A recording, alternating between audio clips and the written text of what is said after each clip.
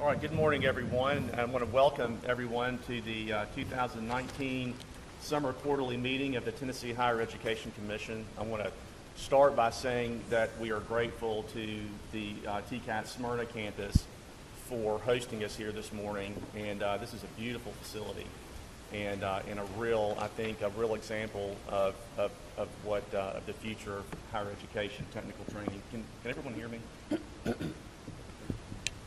Can you hear in the back? Can you hear me now? Okay, good. Thank you. Thanks. Okay, great. Well, listen, again, thank you, everyone, for being here.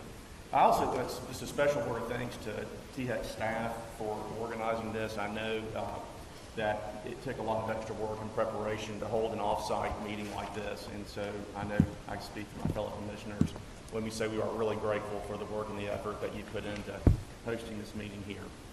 With that, the first order of business is to determine whether or not we have a quorum. Ms. Jennings, would you please call the roll? Chairman Coe? Here. Commissioner Dishner? Here. Commissioner Johnston? Here. Commissioner Coben? Here. Commissioner Moser? Here. Commissioner Stafford? Here. Commissioner Watson? Here. Commissioner Wynn? Here. Commissioner Morrison? Secretary Hargett? Here. Commissioner Wharton? Comptroller Wilson? Yes. Treasurer Lillard? Commissioner Riley? Here. Chairman, we have a quorum. Very good. Thanks very much, Ms. Jennings. The next order of business is consideration and adoption of the agenda as proposed. The floor is open. So moved. I have a motion to approve and adopt the agenda as proposed. Is there a second? Second. We have a second. Commissioner Coben. All in favor signify so by saying aye. Aye. Are there any opposed? Motion carries. The agenda is adopted. Next item of business is consideration and approval of minutes from our meeting on May the 17th of this year. The floor is open. I offer one slight correction. I Yes, sir. believe the minutes state 11 members present. The count shows 12. That should be reconciled. Very good. I'll take that in the form of a motion that the minutes be adopted as amended by Commissioner Stafford. Is there a second? Second.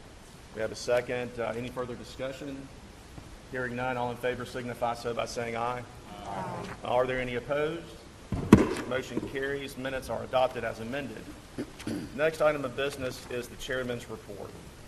Let me start by stating that, as we normally do in our meetings, we're going to hear from THEC staff, and we're going to hear from staff from our institutions and from our university systems.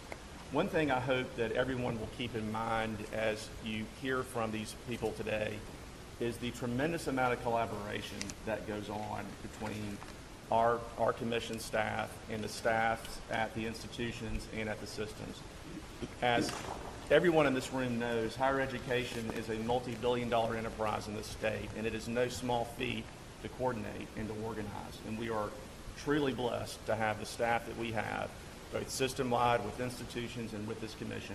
And so I would just ask you to sort of note that as you hear the reports and the information that we're going to have today. The next thing I'd like to do is introduce, we have two new commissioners this morning that I'd like to introduce. The first is Mr. Jay Moser. Jay, would you raise your hand, please, sir? Thank you. Jay is from Jefferson City, Tennessee, which is just outside of Knoxville. He is representing the Eastern Grand Division of the state and was appointed by Governor Lee to start his term July 1st. And so we welcome you to the commission, Commissioner Moser. Thank you.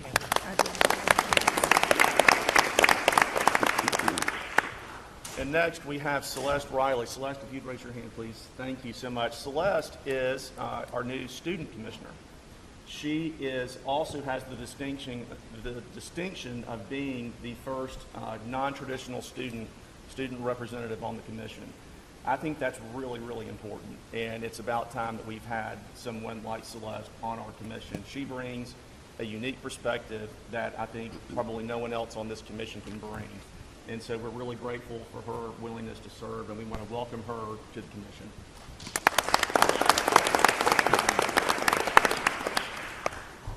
Okay, so that's all.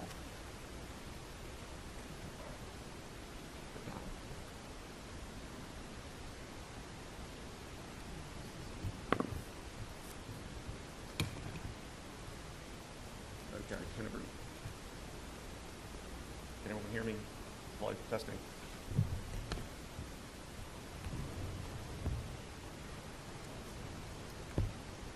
Testing.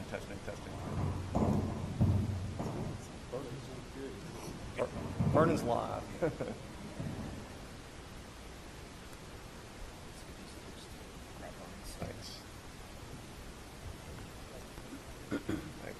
Thanks. Thank you, Mr. Stafford. That's better. Okay, thanks. All right. Sorry about that. Next item I want to mention in my report is we're going to consider two new academic programs this morning from Tennessee Tech. And we have the honor of having President Dr. Phil Oldham here, who's going to present on those items and speak to them. First will be the engineering management program, and then secondly, the counseling and supervision programs. And so we're looking forward to hearing from Tennessee Tech about that. Also on the agenda this morning, we're going to get a sneak peek at what the 2019-2020 budget is going to look like. And obviously Crystal Collins is going to deliver that report. One thing I want to mention, and obviously this goes without saying because everyone in this room is familiar with the higher education budgeting process, but if you'll recall, one of the reasons why the Focus Act was passed was to adopt and create these local governing institution boards that now have the authority to really focus, laser-like focus, on the fiscal management of their specific institutions. One of the ways that we as a state can monitor the financial health of the institutions is by the mandatory reporting that takes place twice a year. The way the process typically works is we get those reports from the institutions and the systems, we aggregate that information, and then we send it on to the Department of Finance and Administration and the State House and State Senate for review and approval and consideration. So we're looking forward to hearing about the budget update and what that entails. And finally, as you remember, or you may remember from the last quarterly meeting that we had, as part of my chairman's report, I wanted to invite a student to come and speak for a few minutes because that's the reason why we're all here in this room. And based on the reception of this part of my report last time, I think everyone really enjoyed hearing from that student, and it's an inspiring, it just sort of gets you motivated to the extent you're not motivated, you're really going to be motivated when you hear these stories. So I want to introduce Ryan Haroni, if I pronounced that correctly, thanks Ryan. Ryan Haroni, who is a student at THEC Murfreesboro, is that right? Okay. And Ryan has a really impressive resume. Ryan is a combat veteran. He is a student. He's an entrepreneur. He is someone who is elected to take a leadership role at his TCAT. He cares about higher education. He cares about his community. I've got a list of all the various ways he's given back to his community that might take the entire meeting to read. Just trust me, it's impressive what he's done. And I want to give him the focus and the attention. So Ryan, if you come to the podium, please, and let's welcome Ryan.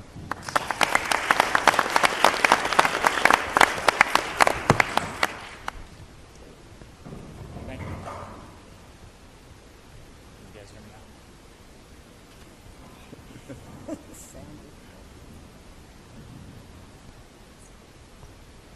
All right, can you hear me now?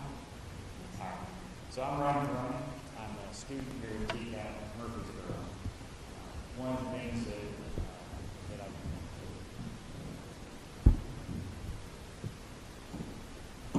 is that there's a lot of technical difficulties may happen. So I'm a student at TCAT Murfreesboro. I've been involved with several things throughout my career. I was previously a nuclear operator on submarines. Left that role in the Navy, went into the infantry world, and led soldiers in combat.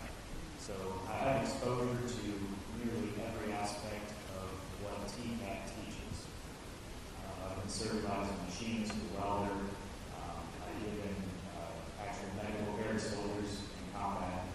I've been through a myriad of different things that are within the purview of what TCAT offers. One of the things that drew me there was after transitioning out of the military, there were certain areas that I just didn't have any exposure to. I was recovering from having my spine fused, having surgery on that, and I didn't have a clear direction, and I lost what we have in the military called purpose, direction, and motivation. I lost that. I didn't know where I was going to go, what I was going to do. And so I knew that whatever it was, I had to get that hands-on approach. I had to get that technical knowledge that I was lacking in my career field. And so I stepped down there, and I went to TCAT, and looked for a program that was going to be within my aptitudes and be able to give me the skill sets that I needed to go off and do something back to the community. So I wound up going into what was currently the graphic design web development program to learn how to do HTML, CSS, JavaScript, all that stuff in order to be able to become a full stack developer. Along that path, I discovered things that I hadn't realized were something that I also wanted to do. And so I transitioned into the information technology program at TCAT. And while I was there, I was able to start getting involved in the community environment. I was able to get out there and start seeing how to get a better interaction between the public sector and the school and the private sector and get everybody talking together. So I've been able to get involved in a lot of things that would not have been possible were it not for TCAT being able to provide me with the skills and that direction that I was lacking at the moment.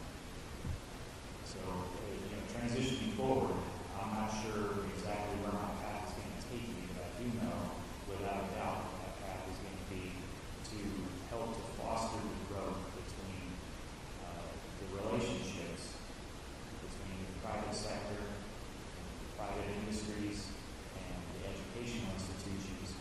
And one of the things that I really want to see happen is I want to see more involvement from the students and find a way to get those students to get involved in those community efforts and to get those people moving forward and everybody working together as a team to help better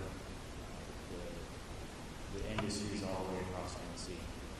Without TCAT, there is without the technical education aspect, there is no industry in Tennessee. Every industry is impacted. Every person is impacted.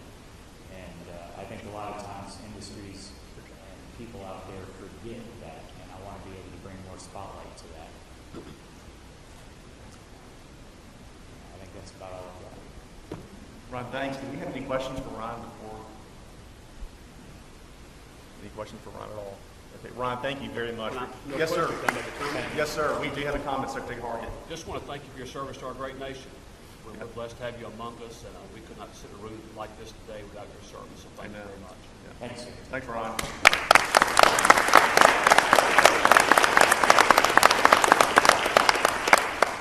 And that concludes my report. Mike.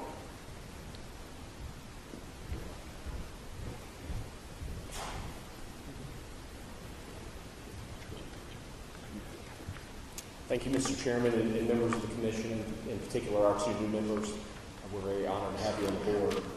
Really want to build off Ryan's comments with 2 points. First, it's always refreshing for me as a former non-traditional student to now have a non-traditional student on the commission, and then to hear from another non-traditional student.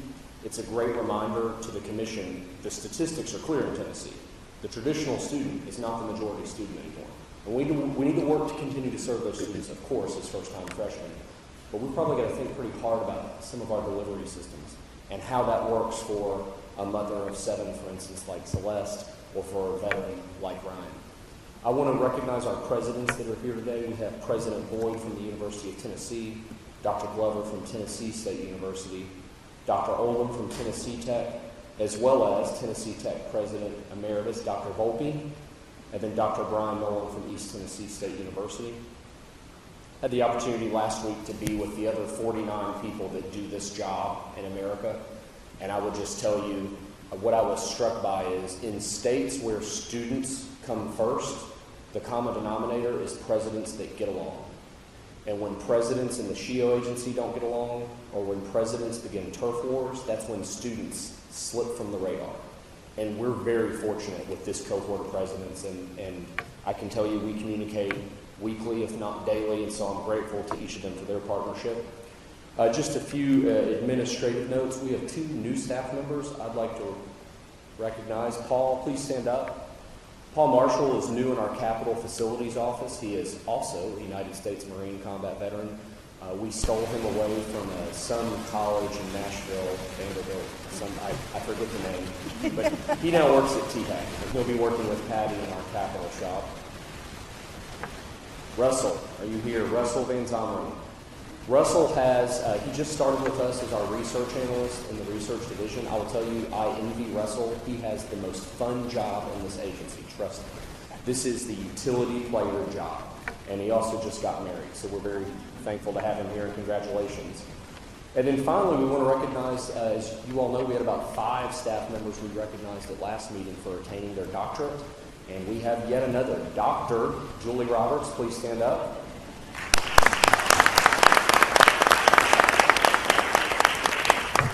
Julie completed her PhD at TSU, defending her dissertation about 3 weeks ago. So again, congratulations, Julie.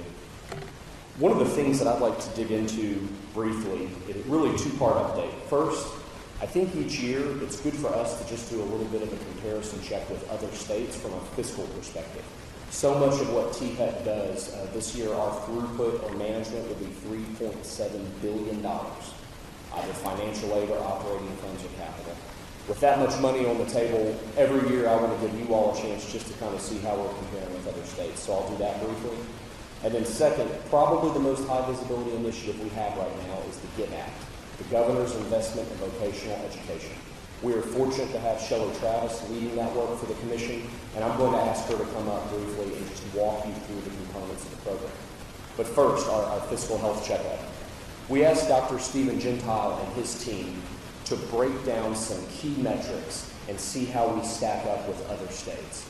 And I'll just walk you through about 5 data points. But what I will tell you is we're in a really good position.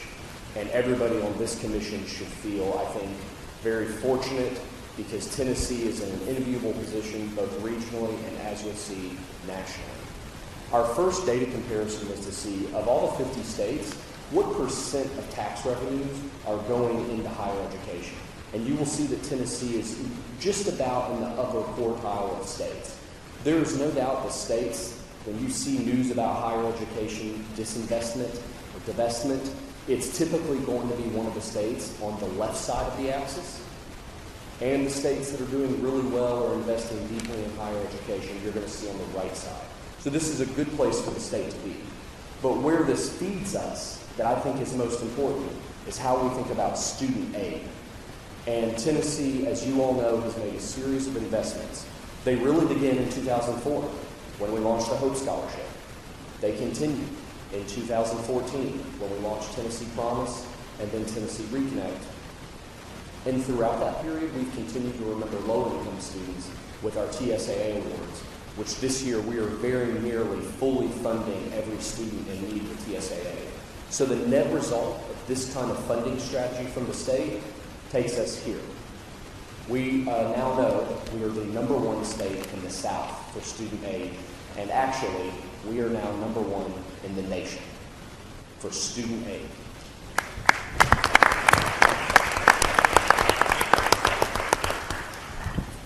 What matters now, in my mind, to the Commission is we need to bring back to you results for what this student aid is accomplishing. We know some really important things due to the Board of Regents research and Dr. House's research on our Promise students. We've doubled the graduation rate, the 2-year graduation rate of community colleges for Promise students versus non-Promise students. And right now, if you're a Tennessee Promise student, your success rate of either graduating, remaining enrolled, or transferring is over 50%, compared to typically about a 30% success rate with non-Promise students. So we will be coming back to you with that kind of number, that kind of investment obviously needs to drive results.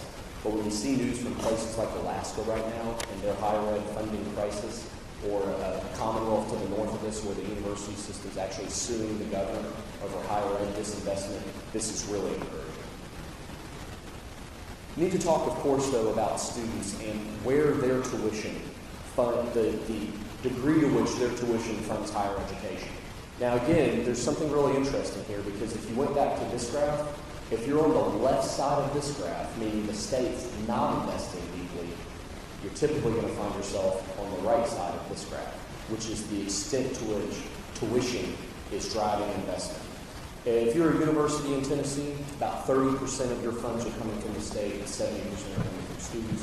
And if you're a community college, you're right at 50%. As a result, that averages out. We're somewhere in the mid-40s range in terms of tuition driving revenue. But of course, as you all know, we have had a really aggressive affordability strategy the last few years. I think the Commission has played a deep role in setting the table around the minimum possible tuition increase. But again, I have to defer to presidents who nobody knows more about their bottom line and how to maintain affordability than the presidents, who have all carried out aggressive affordability strategies. And as a result, this year, due to your vote in May and the investment from the General Assembly, we will have no tuition increase exceeding 2.5%. I have typically not been a huge fan of this graph because higher education loves to talk about 2009 to 12. But the fact is it happened. And so we do need to remember there was a significant and steep divestment during the Great Recession. There's no doubt. But what we at THEC like to focus on, because we're now essentially a decade out from the Great Recession, is what's happened here. And that is to say, since we began marching back in terms of higher education investment in the state, we're leading the nation in the South yet again. Every year, the General Assembly and the governor have heard the ask you've made as a commission, which really, remember, your ask is often to recognize outcomes that have already happened at the campuses. And I think that puts us in a really good position, because when we go to the General Assembly, we are essentially saying, we are asking you to fund campuses for where they have already succeeded. And that, to me, is a great testament to the advocacy that's going on in the General Assembly and the governor's leadership. There is no state in the South that they would all want to be us, right? There's no state we'd rather be right now than Tennessee in this regard. And then finally, how does that feed our annual tuition growth? You'll see that we're running towards the middle to front of the pack in the South. There's some complex funding mechanisms that are going on here that are behind each of these numbers. I wouldn't want to be a state that had a 4 or a 5 in front of my tuition increase, obviously. And there's a few other states in the South that have been able to be a little bit more aggressive in terms of their tuition caps. Questions on this? Mike, if you go back to the first series of slides you had where it showed the states and the state education funding, right, starting with that one, are there any states that have moved in a significant manner in either direction in the last few years, or is that a pretty static? Dramatic drops primarily. Okay. And next year's graph for Alaska, they'll probably have to lengthen the slide to move them farther to the left. Okay. Kentucky has dropped significantly. There have been several public higher education funding discussions in Midwestern states. And there are states like Wyoming that have made great use of natural resources to deeply fund each of those institutions. I turn to Crystal or Dr. Gentile. Any insights on states you've seen that have moved especially? Illinois, thank you. And that is, again, a state that has disinvested from higher education, and we welcome all Southern Illinois students to our institutions. Thanks. Other questions? Thank you, Commission members, and we look forward to keeping you updated yearly on where we stand with these numbers. I now want to ask Shelley Travis to come up to walk you through. You're really in the embodiment right now, physically, of what I hope the GIVE Act accomplishes, which is making sure there are pathways from high school technical education into an associate degree or a TCAT certificate, and ultimately in a bachelor's. Because the reality is you can finish your degree here and drive about 10 miles down the road, where's Dr. Burns at, drive to MTSU and get a degree in mechatronics at the bachelor's level. So this is a really remarkable continuum that's here physically, and that the program that Shelley is going to be leading that we think will really build on.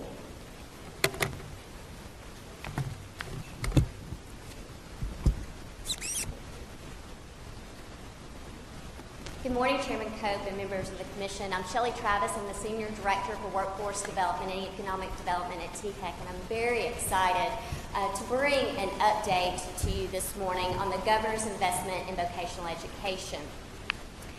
GIVE was Governor Lee's first legislative initiative, and it actually was a two-pronged approach.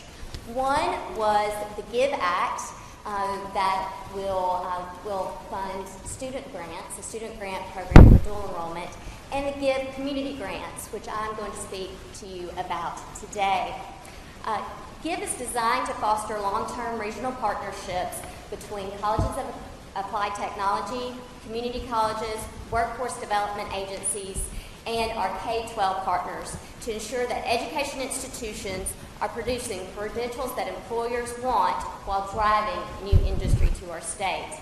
And as a technical educator for the past 17 years, I can say that this investment can be truly transformational for our students, their families, and our communities, because this grant program allows communities the flexibility to design programs and make investments in programs to meet the local and regional workforce needs of their area. Today I'm going to go over just a few of the basics about the GIVE program. The GIVE program facilitates the alignment of local workforce and education partners through a $25 million competitive grant process. Grants are allowable for up to $1 million for local collaboratives, and the grant period is 30 months beyond the grant contract. So what makes up a collaborative? Our local collaboratives will serve as the facilitators of each GIVE grant and must include the following mandatory partners. First, they must have a local workforce investment development agency. So a local workforce or economic development agency, that may be a local development district, a workforce board, regional or local, a chamber of commerce, or any other workforce agency where workforce development or economic development is their primary mission. A state institution of higher education, specifically the mandatory partner is a TCAT or a state community college. You can have additional partners within this grant, and I've already received over 40 letters of intent as of this morning, right before this meeting began. And we will see many partners that also include public and private 2-year and 4-year institutions beyond our state TCATs and community colleges. But our TCATs and community colleges are our mandatory partners. Two or more area employers from sectors that are facing a demonstrable shortage of workers possessing the requisite skills needed for employment in the workforce area, and a K-12 local administrator representing career and technical education. One additional point that I want to make just about the collaboratives is, in addition to this, we also have an economic status acknowledgement within the grant. And what that economic status acknowledgement does is it really does focus on our distressed counties. Counties that are have an economic status of either distressed or at risk will receive bonus points on their grant. This program is really designed to focus on our governor's initiatives, and one of those is to have no distressed counties within our state by the year 2025. So we wanted to make sure that that was represented within the grant. Our proposals must identify and address local, community, and regional skills gaps through one or a combination of all the following three methods. They can enhance, expand, or create new academic programs that create a pathway from secondary to post-secondary that culminate in a post-secondary certificate, diploma, or degree, and that fill a critical workforce need. The second is to develop or implement a collaborative, meaningful work-based learning initiatives. So those may come in the form of apprenticeships, co-ops, internships, but also we expanded the definition for work-based learning within this grant so that additional students may have the opportunity to take advantage of work-based learning. So areas such as cooperative education and those co-op experiences for students as well, and career exploratory experiences for our students. Or we can provide industry-recognized certifications to meet identified regional workforce need. So this grant does also allow for collaboratives to pay for student certifications to make sure that they have the skills that industry is looking for. So to give you an idea of the timeline, I spoke to the Commission earlier this morning. Our notice of intent is due today.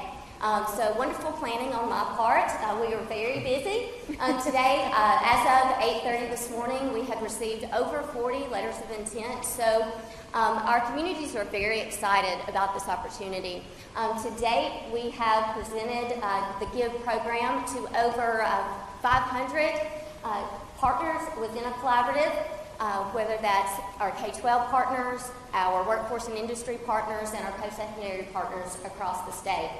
And then our next activity will be a technical assistance meeting that will be in this very room at the Bill Haslam Center to assist our collaboratives in walking through the rubric to make sure that they understand the intent of the GIVE program, and also to discuss work-based learning and the different types of experiences that will be available to students. And our follow-up proposals are due on Friday, September the 6th. So very excited about the program and the potential that it has for this, for our students in the state of Tennessee. Chairman Cope, that's all that I have for an update this morning. I'd entertain any questions that the Commission may have. Thanks, Ms. Travis. Questions? Mr. Coven? I don't have a mic, so I'm going to talk very, very loud. I think most people can. Thank you. Ms. Travis. It's upside down. Is that It does. Hello? Oh. Ms. Travis, can you walk me through the timeline? I've always wondered about this. Let's say we have a rural employer that has a workforce need. They would go to the Chamber of Commerce or whatever the Community Economic Development Agency is, speak to them. They would hook them up with the local TCAT or the school. A curriculum would be developed, approved, a grant would be applied for, money would be given. But how much time would pass between that employer's recognized need and the institution's ability, no, the institution's having educated someone to fill that need? And To can the fill that employer need. wait that So long? with the letter of intent, and I'll go through just a few things. So new programs may be applied for in this instance, or expansion or enhancement of existing programs. And I'll give you an example. So one of those, the enhancement or expansion of existing programs might happen on a little accelerated time frame. Sure. For example, we have one letter of intent that a portion of that is for a mechatronics program to go into a plastics location as well. So they're going to be doing plastic injection molding. They want to add that onto their mechatronics program. To actually impact those students, that might be a shortened time frame for that. But communities do have within a 30-month period. So we're looking at the notice of intent is due in July. Our final proposals are due in September. We're looking at funding these programs in October or making the final announcement, and then the start date for our contracts being sometime in December. So that gives you an idea of the grant timeline. So the funds would be available by December to begin the preparations and to begin spending the money in January. Our colleges of applied technology and community colleges work very quickly to meet the needs of our communities that we serve.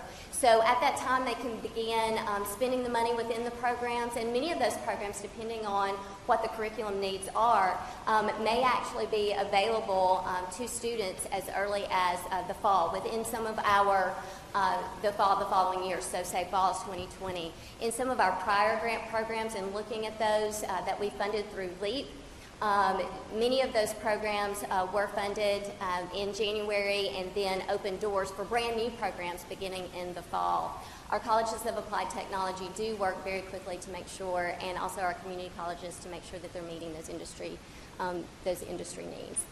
And then they would have a 30-month period to actually expand and enhance those programs for the funding for their campuses. Thank you. I think I was concerned about employers' needs and how immediate that might be. But we're expecting employers to be looking ahead. To looking ahead to what they We need. need this lead time.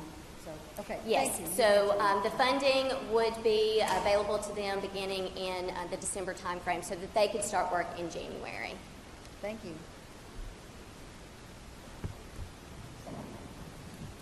Other questions of Ms. Travis? Great, thank you so much for the presentation. We really appreciate that.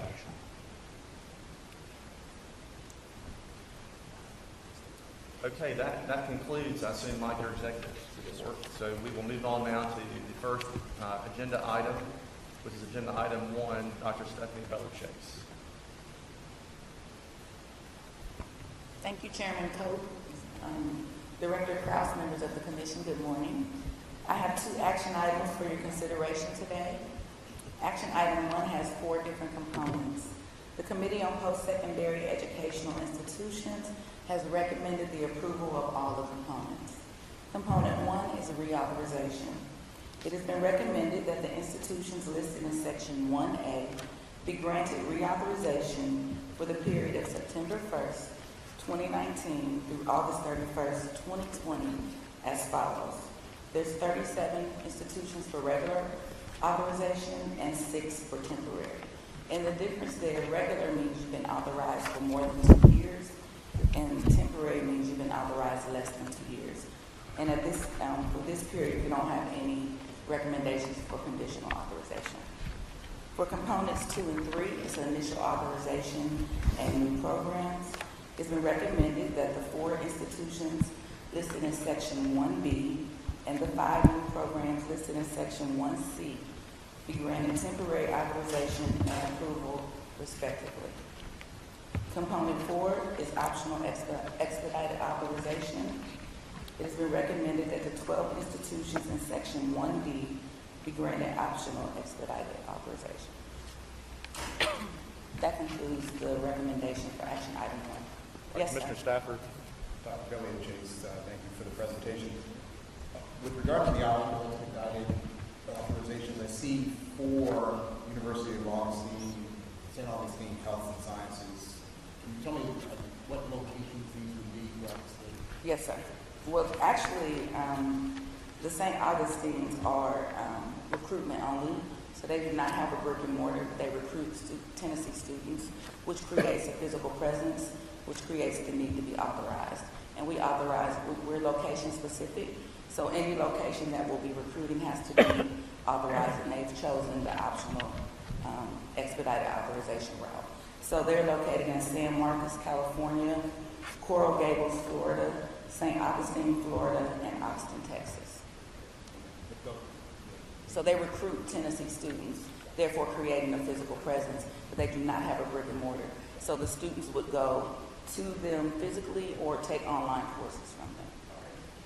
Just to have a sense sort of how the process evolves from applicants through the process where we are now, do you have an idea of how many institutions started the approval process versus how many we have before us now? Yes, sir. So you have 4 institutions before you today, but we actually reviewed 12 institutions with a combination of 22 programs. So 8 of the institutions and their programs did not meet the minimum standards. So they get what we call a deferment letter. And so we go in detail and give them references to rules and laws and tell them where they're deficient, and they get a chance to reapply for the next year. Some of the common things that you wouldn't believe, but sometimes they don't have an executed lease. Their financials are not filled out correctly. There's no evidence of a business account. They don't have a correct bond. The evaluation of faculty credentials, job titles and salaries that people can get. So we actually, for each new institution, you get a deferment letter for the institution and for each of your programs. And for the new programs, we started out with 7 and 5 made it on the agenda. Thank you. Other questions? Right, unless there's an objection, what we're going to do is consider items, so for your agenda, Commissioners, items 1A through D, we're going to consider those as a group unless there's an objection. Hearing no objection, the floor is open. I move approval authorization. Move to approve. Okay, we have Commissioner Stafford with the motion approved, and the second was Treasurer Willard. Comptroller Wilson with the second.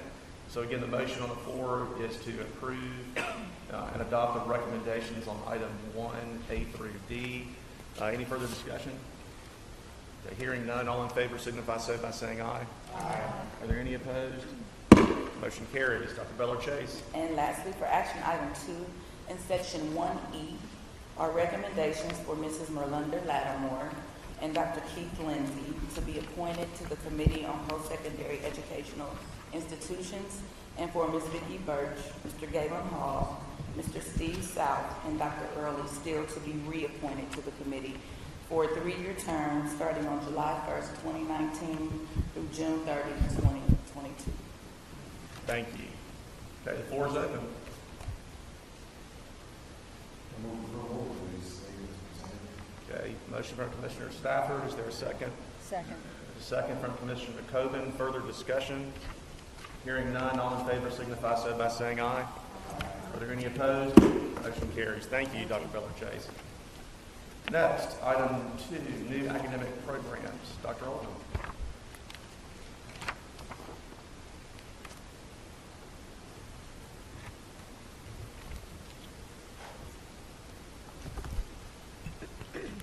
Good morning, Chairman Coe, members of the Commission, Director Krause. It's an honor to stand before you today to represent Tennessee Tech University with 2 new programs for your consideration.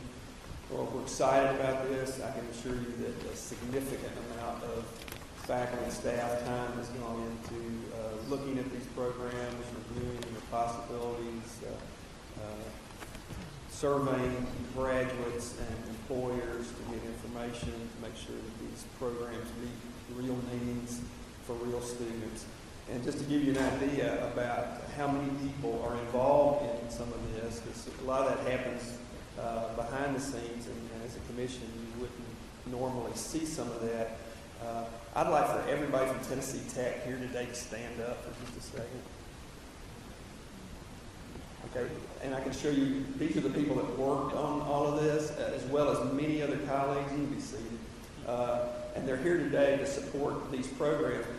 Either that or they're here because they don't trust me. I'm not sure which. Either way is fine. I appreciate their work, the work of their colleagues that have gone into these programs, and the students are the focus of all of these programs, all the things that we do at Tennessee Tech. So it's a pleasure to be before you today. I'm not sure which order these are in. Oops, I did the wrong thing. You got me? Okay, so the master's degree, Master's of Science in Engineering Management, is on the screen now. And I have with me today our new Dean of Engineering, Dr. Joe Slater, who's just recently joined us, as well as Jessica Oswald, Associate Dean of the College, and Tom Payne, Dean of the College of Business. This is a program that is fully online, certainly preferred by engineering and technology-based employers and working professionals. That's what it's geared for. The focus is on project management, and graduates will be prepared for the project management professional certification exam once completed.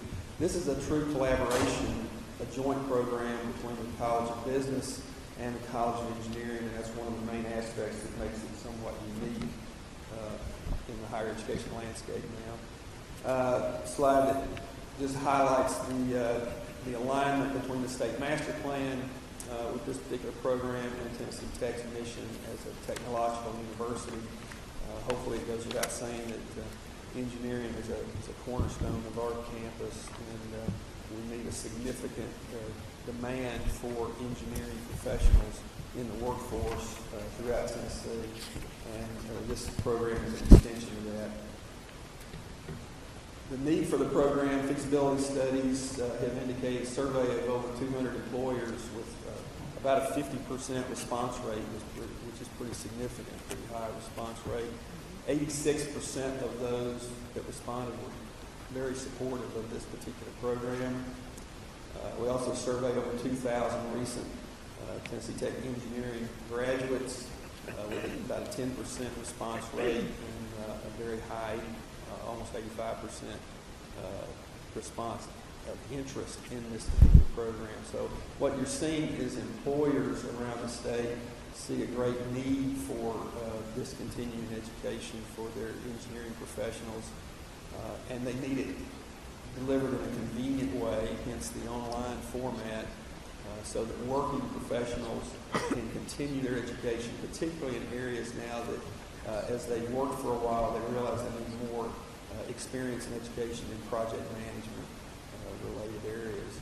And so that's what this is geared for. A few particular quotes from employers around the state, General Motors, Tenneco, TDOT, TVA. Those are just some of the highlights of the employer interest in this.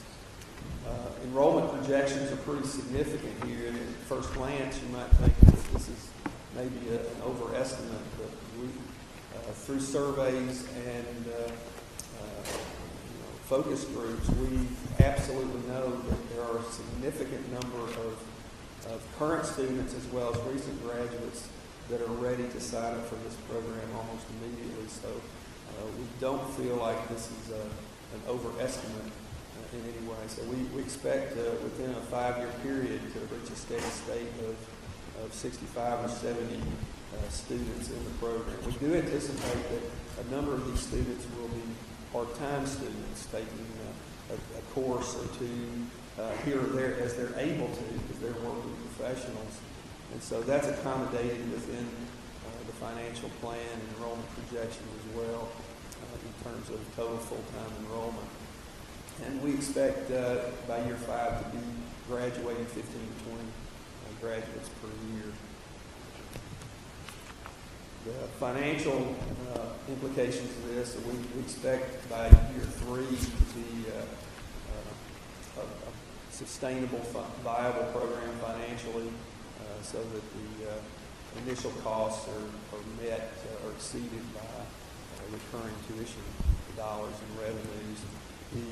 Any excess by this graph, any revenue above the direct costs, and that's, we framed it here in terms of direct costs. Those are the direct costs to the program itself. It doesn't include additional indirect costs that the University absorbs from student enrollment, but any additional revenue feeds back into the program for continued development and growth beyond that. So with that, I'll be glad to answer any questions about that particular program, or we can go to the second one and answer questions overall, whatever your pleasure is. What's the pleasure, Commission? You want to ask questions on this one, Jimmy? Yes, sir.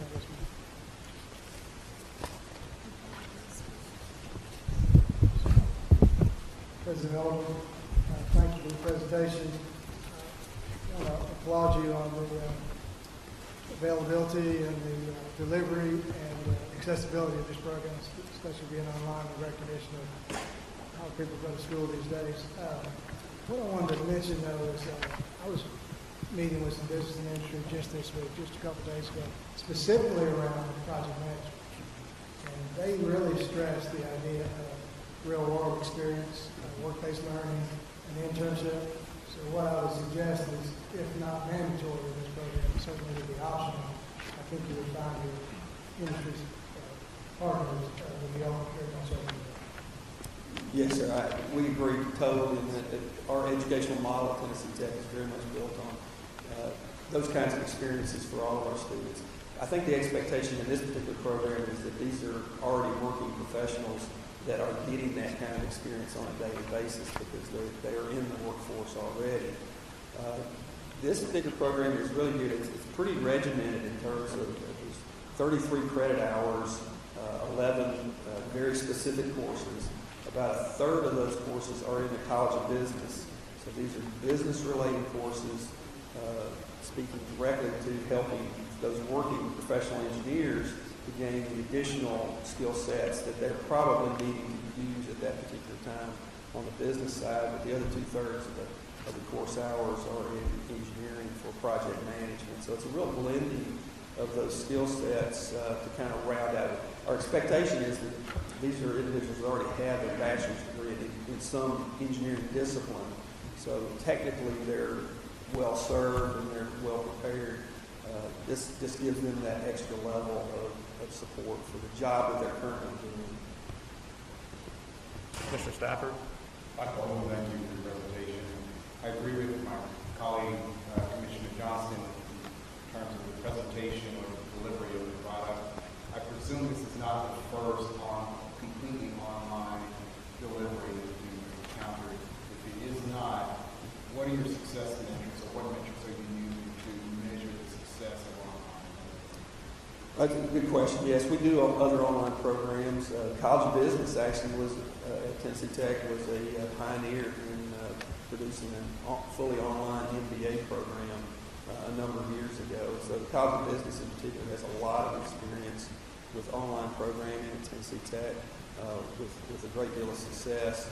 The College of Engineering, I think this is probably the first fully online program that the College of Engineering has done. So it's a new venture for engineering, but again with a good partner in the College of Business. I think it should be very successful. And we do have, I think, well-developed metrics in terms of what the expectations are, how to deliver, how to remain in good contact with those students so that they are well served.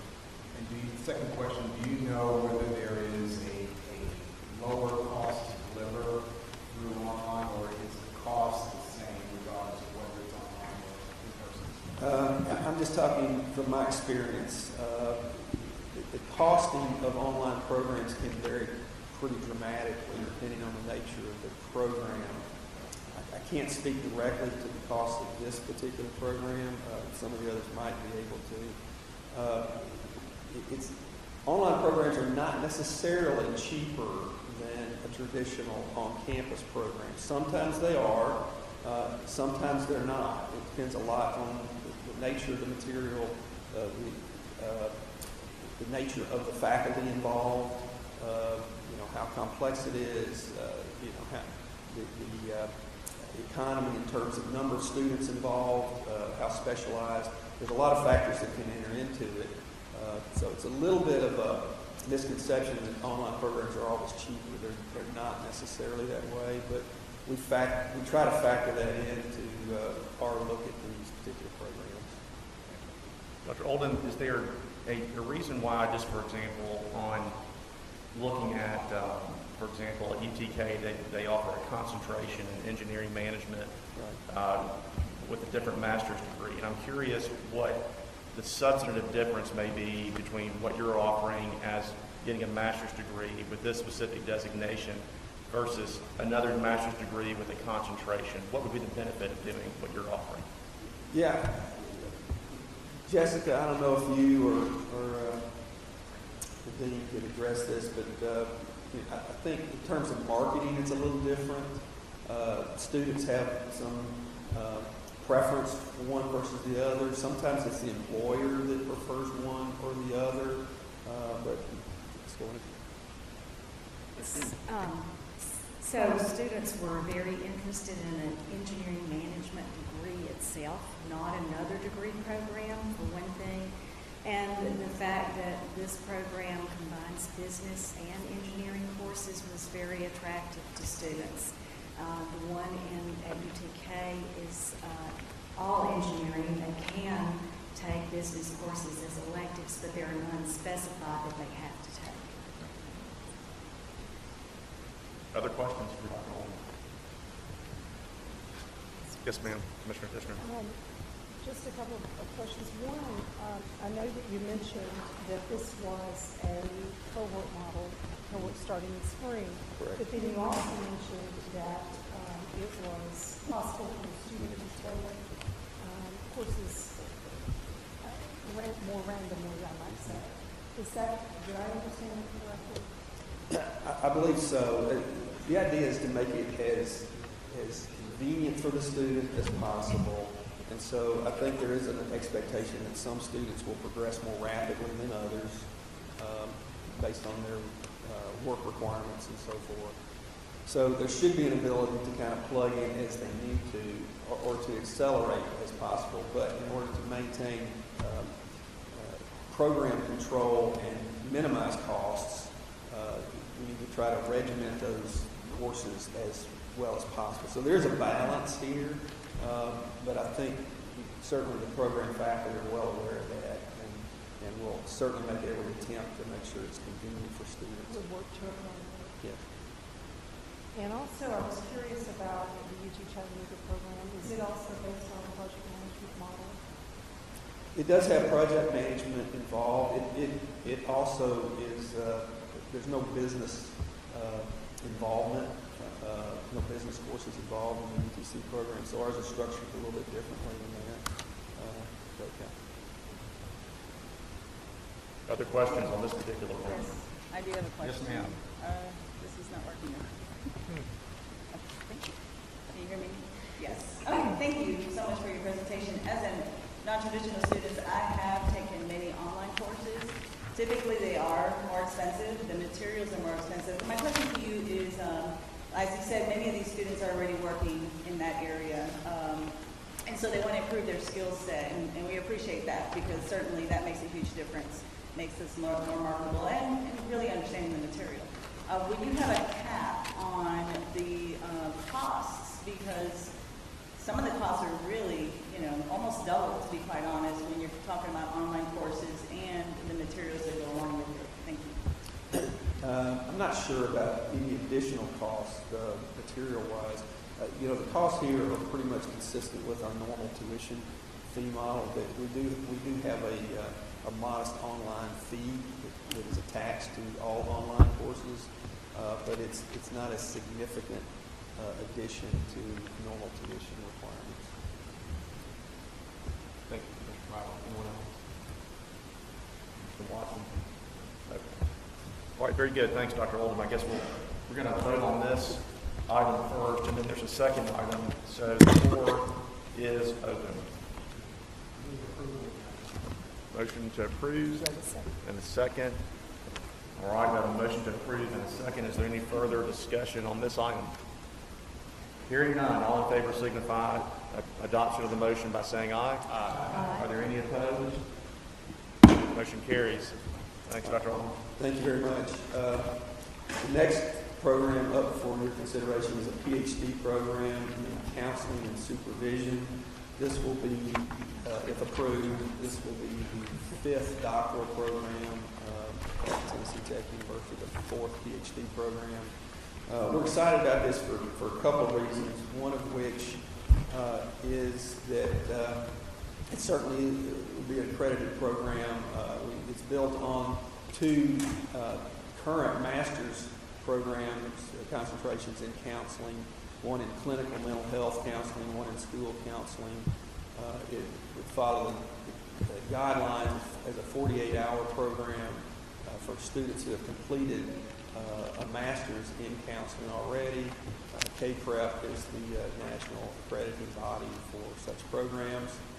The 2 things that make us really excited about this is a real focus in this particular program has developed on mental health needs, and particularly in rural communities. At Tennessee Tech, with a primary service area of the Upper Cumberland, 14 counties, 8 of those counties are among the 15 economically distressed counties in Tennessee. And so our particular interest in rural communities around the state is very significant. We feel like we have a special calling to that because of location, but also because of interest and intellectual capacity. So this particular program will focus on rural communities for mental health needs, research and program delivery, particularly with a focus on substance abuse. And as we all know, substance abuse is a major issue throughout the state of Tennessee, particularly in rural areas. And so that's what this program is designed to do. It fits the state master plan for meeting the needs in these professionals in these areas, and certainly meets Tennessee Tech's mission as well, as outlined here, with a particular outreach for the Upper Cumberland. The rural areas of Tennessee are well known to be underserved in mental health services. Research on substance abuse prevention and treatment is particularly needed among these rural populations. Putnam County, which is a sort of an economic watershed for the Upper Cumberland, has a substance abuse rate higher than the state average and the national average, which is something of great interest to us to try to do something about. Employer need and demand, as the Bureau of Labor Statistics has shown that there's a projected increase of up to 30% in the demand for mental health and substance abuse counselors in Tennessee over the next several years. There's a strong student and practitioner interest. Surveys of master's alumni and students show nearly a 70% strong interest in the program, and surveys among American Counseling Associations show over 40% interest in this program as well. The enrollment projections for this program, obviously since it's a PhD program, are a little lower than what we saw with the master's in engineering. And again, we would expect some of these to be part-time students, some to be full-time students, but we would expect over the course of the next 6 or 7 years to reach a steady state population of about 23 or so, 20 to 25 students totally enrolled in the program, and be able to produce about 5 graduates a year. The cost and revenue projections here, again, because of that, are a little more modest. We expect to reach the break-even point at about year 6. But we feel like this is a very essential program for our community that we serve, and we feel like the finances will sustain the program, and we're committed to making this a viable program in the long term. It's also a good example, I think, for the Commission to see that every academic program has really a kind of an independent set of financials to deal with. And although we charge the same base tuition to all students, not all programs cost the same. And so there are cross subsidies that occur within the institution that smooth that out. We don't want to have to charge a la carte for every student, depending on what they major in. Although I guess you could. That would be a bit confusing to everyone. But this gives you some idea that in programs where revenue exceeds direct cost, a lot of times those additional revenues go to help subsidize other programs that are equally needed and essential, but may not have the same financial backing. So with that, I'm happy to present this program for your consideration, and I'll be glad to answer any questions.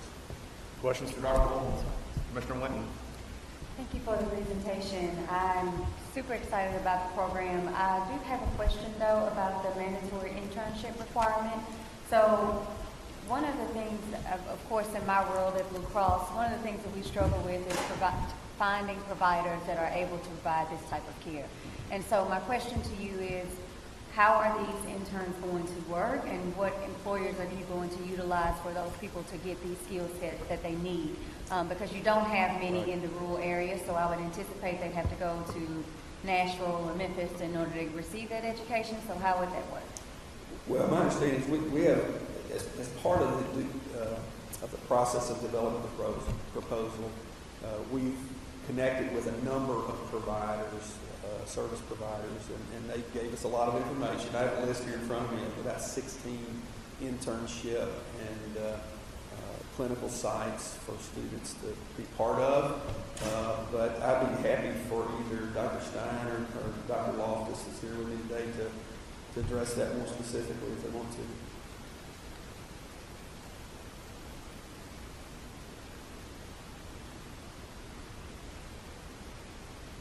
Thank you for the question. It's a very good one. We have a master's program, and so part of the master's preparation, after 6 hours of clinical experience in the community. And we've worked really hard to develop a community relationship with all the area providers, and many of those are like community mental health centers, like Volunteer Behavioral Care Center in our area. We try to place our students within the area, our master's students. So the PhD program will be building upon that, because one of the things that we received feedback from when we had external visit was our site said they did not have adequate people to supervise students. So our PhD students can actually go alongside the current employees of the mental health centers and help supervise master level students. So every year we do a job fair with all the regional mental health providers who want to be a part of that. We always have a good response rate. Now there's really high competition now for our interns. We can't produce enough interns for all the demand. So the PhD program will be coming alongside that, and they'll be qualified to be clinical supervisors upon graduation, because part of their internship they'll be doing clinical supervision as part of the program while they're there with us. Thank you, I appreciate it. Other questions? Yes, ma'am. If Mr. I may Disner. follow up on the internship question. So I know your effort is to serve all communities across the state. And the employers you're referring to are really more central to the area around Tennessee Tech. So if I'm a student who's in this program and needing to do an internship, am I going to have to leave my post of employment in order to go complete another internship? And I might be in an employment position where I'm already getting some incredible experience and might be able to add greater value there. We are never against a paid internship. So, and we can help our student in the current place of employment. For example, some of our students are working already in the field, our mental health students are working in the field as case managers. If the site will allow them to, in their internship hours, provide counseling services and have appropriate supervision, we can make that part of their internship. And they can stay with the current employer.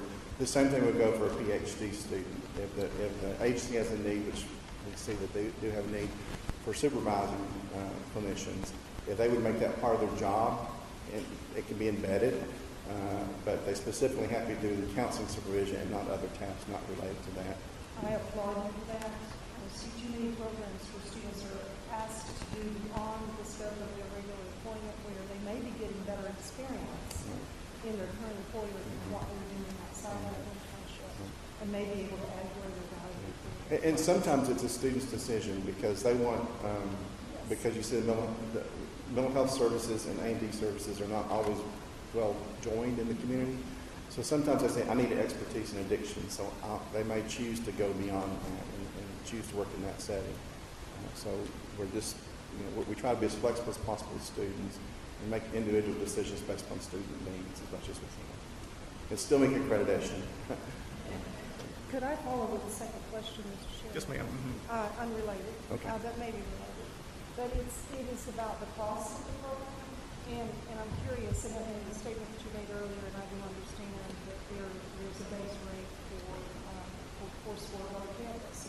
But I look at the program you just presented in engineering, and then look at the program in counseling, and I think, and I may be incorrect, and please correct me if I'm wrong, but the average salary of a mental health counselor in Tennessee is $41,000. I'm looking at a program that, if I estimated correctly, is probably with textbooks and all going to be about an $85,000 investment on the part of the student. So help me understand what is the value add for me, and how am I going to justify that in my mind to move to a PhD and be able to find employment in our state that would make that worth my while? Good question. From personal experience, I started as a mental health counselor. I taught adjunct at the university, and I've been doing this work for 30 years. Okay, I've reached the top of my profession as a master's level counselor, and had a great opportunity to go to the university to teach, but it required a PhD. I went to a private institution here in Tennessee, which was much more expensive than the program we got proposed in order to obtain that, and had a lot of support from the university, from my chair to do that. So there's a tremendous need for counselor educators and supervisors. So that's one way to work within your profession, but also to expand scope of abilities to some degree. Private practice, people can create their own agencies. There's a lot of different ways in which they can do this. Embedded within the program are 3 internships for full-time students. And we see that as far as the part-time students, many of those are already working in the community. And this is a strong desire on their part to have that professional identity at a doctorate level. And then also the research component, being able to significantly contribute to the field of addictions, rural services delivery, which there's not a lot going on right now, specifically within the counseling profession, and how can we do that? So at the end of the day, professional opportunities, perhaps work in academia, research, perhaps developing programs, looking at outside funding sources to bring into the area, the grant proposals. There are a lot of different ways that people can enhance basic salary by doing those activities. Thank you. Other questions? Yes, sir. Mr. Watson. Yes, thank you very much. Your curriculum description says TTU has developed 2 new required courses which focus on addiction treatment to differentiate the proposed program from other doctoral counseling programs and respond to regional needs. As I'm sure everybody's aware, addiction counseling has a pretty low success rate. Does this mean y'all are trying to determine what works and what doesn't work and make changes? Precisely. If we can do research and best practices model, specifically in rural areas, and outcomes. Tennessee started a Tennessee Outcomes project many years ago, back in the 80s. And one of the things we discovered about people in recovery, they do not stay where they started at. So outcome is very difficult. If they did 6-month follow-up, yearly follow-up, well, they were either doing much better or much worse, but they weren't where they entered in at. So contact information is very difficult. You can't do longitudinal things. So we were looking at research models that how can we better track that as kind of outcomes. We'll partner with existing agencies. We may create our own type programs to do that. But there's a lot of different ways of gaps in information that we need. And providing research that can help the field. Anybody else? Any other comments? Yes, sir. Comptroller Wilson.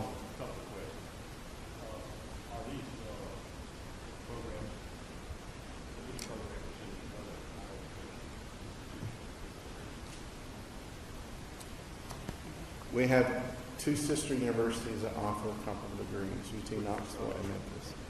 and counselor education supervision.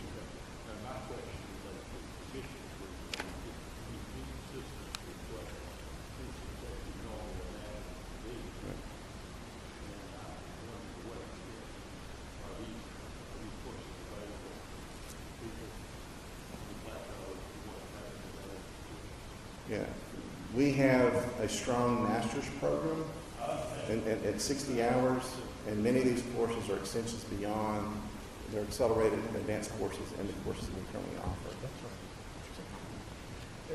Yeah, to your point, the other programs are in Knoxville and Memphis, and so in terms of proximity to many of these students that want access to this kind of program, and also program focus with a real focus on rural communities. I don't think the other programs meet that same demand. So this is unique in that space, in both location and in terms of focus of the program.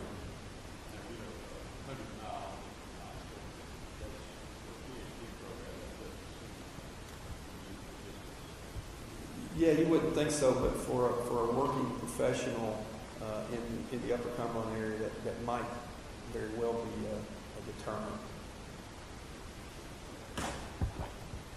Other questions?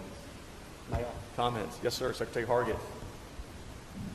Thank you, Dr. Alden. So I can follow on Dr. Fisher's question and just try and really get a good concise answer. You may not be the right person to answer, so if you were throwing it. Yeah. She asked a question about the value add. And I did not hear you say that it would be a good financial investment for that student. Now, it might be an investment where the student receives a great deal of intrinsic rewards for their professional ability to offer more, but extrinsically, probably not. Is that what you said? Not particularly, because the average salary was for a clinician. Now, if they are in a supervisory role, managing an agency, that would change the average salary. That would be the upper end of it. So what is the average there? Probably more closer to 50 or 60 is what we're seeing in the area. So $20,000 a year, they could recoup the initial investment of their education in a relatively short amount of time. Repeat that. You played it out. What was that last sentence? They could recoup the investment of their education in a relatively short amount of time. If they have a $15,000 to $20,000 a year difference between for the average salary of a mental health clinician versus a program director or supervisor. So that would make them very desirable in that position. I appreciate the follow-up. Other questions or comments? Okay, thanks very much for the presentation. Floor is open. All right, Treasurer Lillard moves to approve. Is there a second? Second. Commissioner Winton with the second. Further discussion? Any further discussion? Hearing none, all in favor signify so by saying aye. Aye. Are there any opposed? Okay, I'm so sorry. So for the purposes of the minutes, please reflect Comptroller Wilson abstains from that vote, and the motion passes. Thanks very much.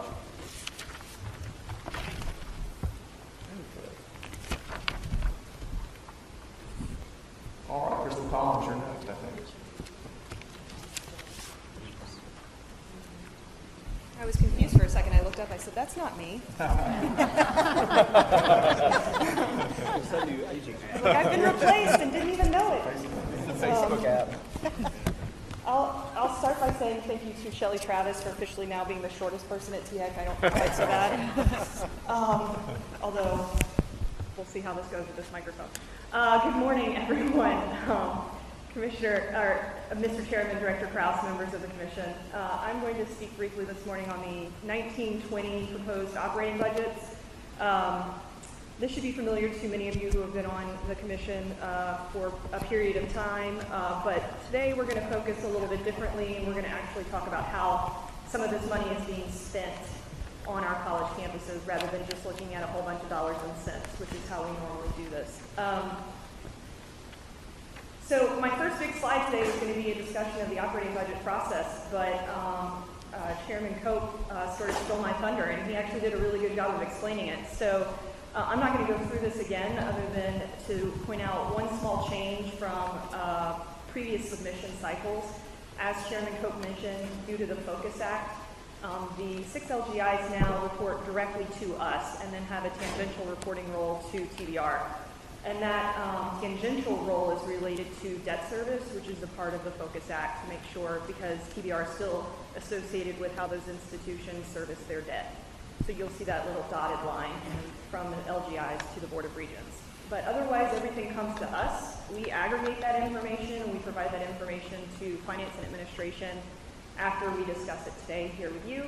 And then Finance and Administration reviews and approves and moves that forward. So what are we going to be talking about? When we talk about operating budgets all of the time, what does that actually mean? So the main focus today is going to be on unrestricted education in general, revenues and expenditures. Now that's a lot of words. What does that mean? So unrestricted, what does unrestricted mean? Unrestricted means that the institution remains full control of how that revenue can and will be used. This is opposed to restricted revenue, and that's sort of a dead giveaway. That means that that revenue is restricted by some sort of external requirement. What does education in general mean? Well, what education in general means is that those are the core functions of the institution necessary to support its mission. So all of the money that is spent in order to provide instruction, research, public service, and money that is generated through things like tuition and fees, state appropriations, and sales and service of educational agenda items.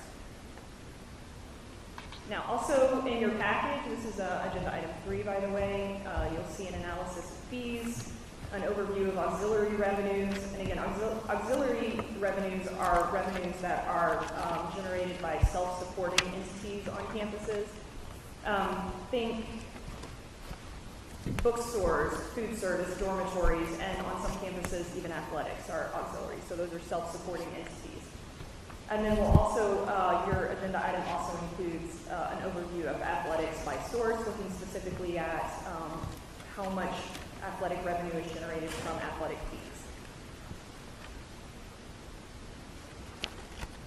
Now, before we get into that, I just want to do a quick overview of the 1920 state budget. So this is based on the legislative action that was approved by the legislature back in May. This is our most recent look at what we should be expecting for 1920 until we get our final work program from Finance and Administration.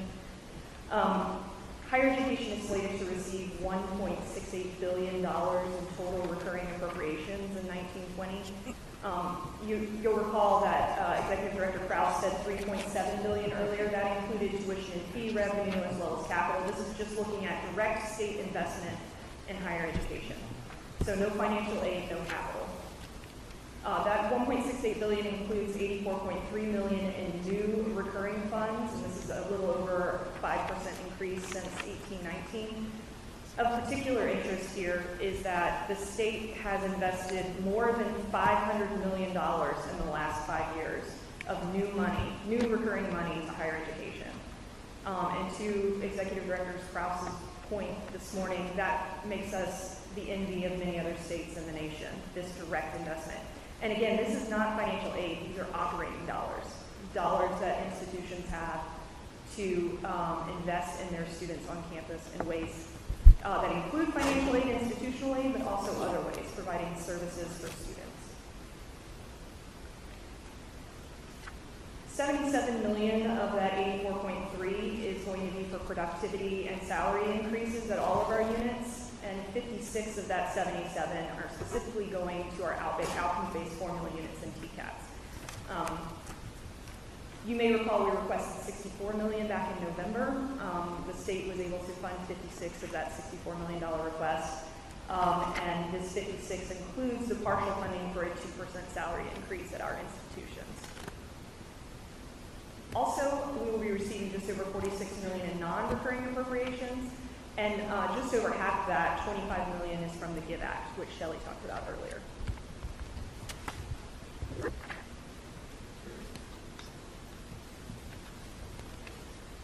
Okay, so now we get into the part of the presentation that you probably have all seen before, right? These pie graphs where we talk about revenue and expenditures at our community colleges and universities. I'm not going to spend a whole bunch of time on these this year because they're not very different than they have been in previous years. So this idea that at our universities about 60% of revenue is generated by tuition and fees and about 30% is generated by state appropriations. This has been about the same for the last 5 to 10 years. I will say we are starting to see slight movements away from tuition and fees and towards state appropriations. And again, that's directly related to that $500 million that's been invested over the last 5 years. The same is true for our community colleges. Just over 51% coming from tuition and fees and just under 50% coming from state appropriations. And again, we're starting to see that pendulum swing slightly back towards the state appropriations as a larger proportion of these funds. You'll notice that that doesn't add to 100. That's because these institutions are doing some activities outside of appropriations and tuition and fees, the sales and service, and other educational activities. And that can be anything from an institution selling their livestock to them generating patents because they're doing research. So that's where that funding is included. So turning specifically to university expenditures, this accounts for $2.4 billion in expenditures that are estimated to occur in 1920. The universities continue to direct the majority of their expenditures towards the core academic function, and again, the core academic function is instruction, research, public service, and academic support. Academic support is sort of the buttress that holds up those other three categories. And we're going to talk about academic support a little bit more today than we have in the past. But again, and then the other categories being scholarships and fellowships.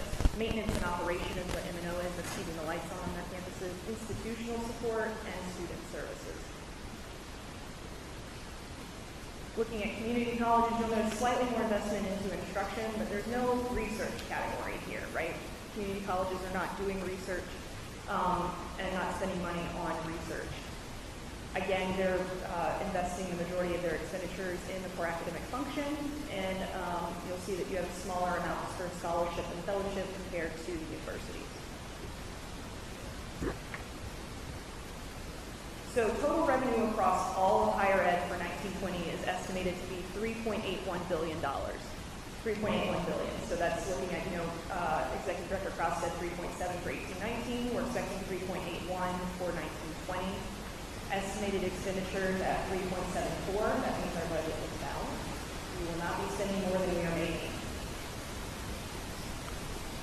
So now that we know in broad ways what institutions are generating and expending in their budgets, I wanted to spend some time today to focus on what that actually looks like on a campus. We don't often get to talk about that. And so how are institutions choosing to invest in the number one priority across all of higher education, and that's the students. So first I want to take a look at student services. So you'll recall, we go back here, student services looking at community colleges. About 12% of expenditures at community colleges are related to student services and about 11% at universities. What does that mean? Well, a lot of things happen on our campuses that are related to student services, but I wanted to focus just on three large buckets today and give you some examples of what these look like on our campuses. So, academic success advisors. I mean, that's pretty much a dead giveaway of what those are. So those are individuals that have been hired on campus to help students succeed. At Austin Peay, they've recently hired 7 student success advisors and an academic coach, bringing their total up to 8 student success advisors and 5 academic coaches. And these individuals are tasked specifically in the colleges, in the individual colleges at Austin Peay, to provide help when needed to increase retention persistence and eventual completion for all students who need it at APSU. The University of Memphis has invested just under $650,000, or will, in 1920 to create a network of career development specialists. And so their main jobs will be to customize professional development opportunities for students on that campus, including new internship opportunities, employment, and other professional development opportunities for students. So that is direct investment in student success at Memphis. And then at our community colleges, a cadre of student success advisors and peer mentors has been generated over the last several years. And they're working together to provide personalized and often one-on-one interactions for new and returning students on our community college campuses. Partial funding for this is coming from institutions, so from their operating dollars, but also our community colleges, you'll recall, receive direct investment from the state in 1819 for relational advisors. That's something that we recommended that was funded at that time, and that's how this money is being used in order to hire academic success coaches and academic advisors for students. Now, other ways that student services are being provided at institutions is admissions and financial aid assistance. And so one of the great things that's happening at Rome State Community College, they are in the process of developing an artificial intelligence chatbot. So I'm sure you've heard many times this idea of Georgia State, the things that Georgia State's doing. And one of the things that they're able to do is have a chatbot that will answer questions, common questions that students may have, so they don't have to talk to a person. So they can have all those questions answered without having to try and find time to go speak to someone at an institution. So Rome State has developed one of these, and it's going to be operational on August 1st. They've also instituted a student-facing web portal that will help all of their students pick a class schedule that's best suited for them. And the category of student support services. So this is a broader category, so not specifically academic success advisors or financial aid assistance. Middle Tennessee State University has been providing free tutoring for more than 200 courses for the last 3 to 5 years, and those are focusing specifically on gateway courses. And we talk about gateway courses a lot. These are the ones that have high failure rates oftentimes for students and act as a roadblock as they try to persist on to graduation. Because of this free tutoring that they've offered, there's been more than 12,000 tutoring and supplemental instruction sections, and it is costing the institution only $365,000. And they've seen direct influences of this from higher retention and persistence rates. And then at THEC has invested just over $650,000 in student support service enhancements, including investments in their testing center, so upgrades to their testing center for their students, more graduate assistantship opportunities, and more holistic student orientation experiences, which all lead to better integration into the campus and then persistence, retention, and graduation. Now, academic support is another category. Go back again. So academic support here, 8.8%. And this is that thing that we were talking about that is buttressing the core academic function. So what does this look like on our campuses? So at UTC, at UT Chattanooga, through an investment of almost $125,000, they're in the process of implementing campus-wide technological upgrades and operational support. And this is including replacement of aging equipment and investing in the campus infrastructure to make it better for students. Knoxville is using an investment of nearly $300,000 to ensure continued access to their library services, so databases, electronic journals, and library resources that are necessary for an institution doing the level of research that Knoxville is doing. I'm always surprised every year how expensive it is to keep library access for students. It is something that we take into account in our College of Medicine formula, but it's also something that institutions like Knoxville, Memphis, and other research-based institutions are having to fund on their own. This is an example of them doing that. At Dyersburg State Community College. So Dyersburg State is participating in the Achieving the Dreams initiative, which we've heard several times talked about here. As part of that, they're working with their faculty members who are teaching those critical first-year courses to make sure that they're implementing high-impact, effective best practices for those faculty members. So those courses are taught in a way that students are learning and succeeding and moving on. And then at NTSU, the university has redesigned 27 general education core courses since 2013, including the top 10 courses that are most predictive of student success. So again, focusing on a lot of those gateway courses. And because of this, they've seen their retention rates increase 12% since 2013, and that means that there are 537 more students on campus in 2018 than there would have been had they not instituted this in 2013. So those are more students that are there who are able to matriculate and compete. Now this one is the most interesting to me. Scholarships and fellowships. And I just want to point out that when we talk about scholarships and fellowships for operating budgets, this is institutions investing their money in scholarships. So this is not promise. This is not Reconnect, this is not Hope. This is what these institutions are using their operating dollars to do in order to help their students. And what we've seen is, about 10 years ago, only about 4% of the university expenditures were related to scholarship and fellowships, only 4%. Now it's almost 11%. So while overall expenditures have increased about 44%, so if you look at where we were 10 years ago to where we are now, overall expenditures, the pie has grown about 44%. The slice for scholarships and fellowships has grown over 150%. So that is an indication to us that institutions have chosen to direct more investment into scholarships and fellowships for their students. So what does that mean on the ground?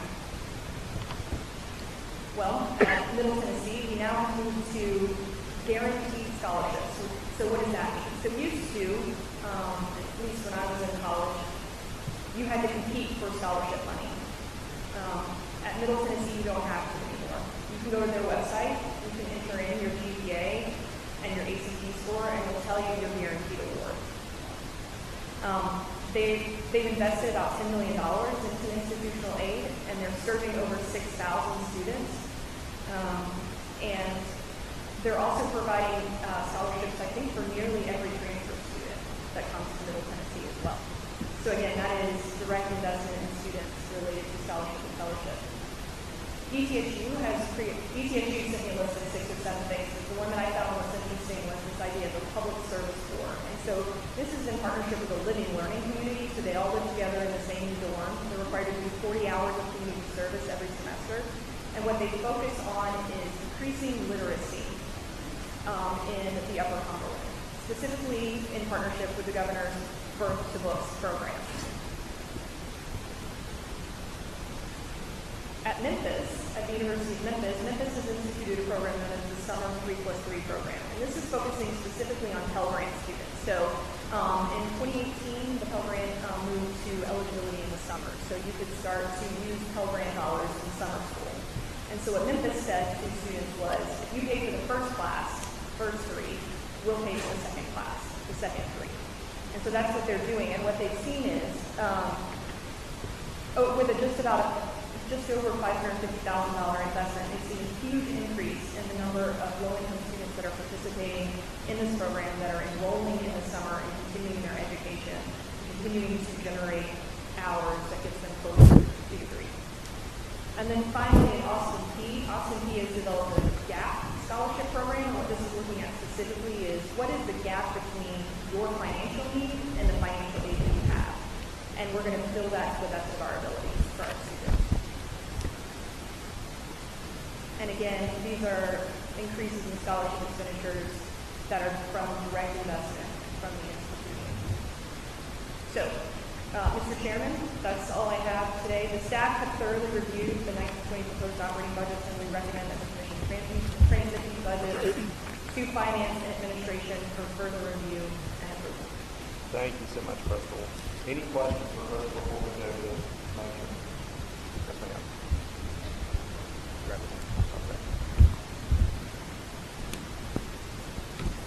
Thank you so much for that presentation. For me, that was really exciting because I am continuing my education. And so a lot of the things that you spoke about really resonated with me. Starting off with student success, student services, I use tutoring a lot. Having not been in the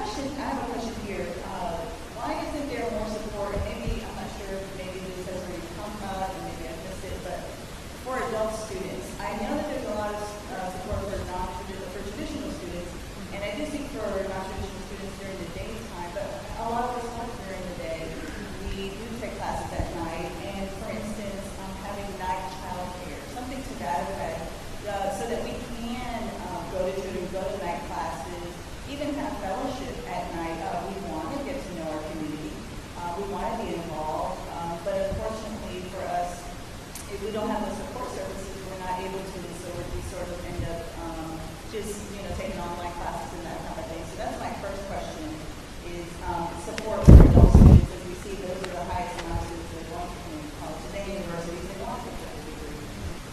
And then as far as scholarships, because I really did a lot as much as I could to be involved in my campus, in leadership roles, and as far as having the GPA, but trying to find scholarships is like a needle in a haystack for me personally. I'm at the University of Memphis. I applied for many scholarships. Unfortunately, was not able to have any of those scholarships given to me, and that's fine. I understand maybe there's different types of working and providing for that, taking out student loans. I didn't want to do that, but that's where I'm at. And so I really commend East Tennessee State University when I heard that they had the scholarships for guaranteed GPA. We as students want to do our work, but then when we get to universities and they're like, well, maybe we don't have enough for you or whatever, I mean, that's a little bit disheartening. We are doing all we can.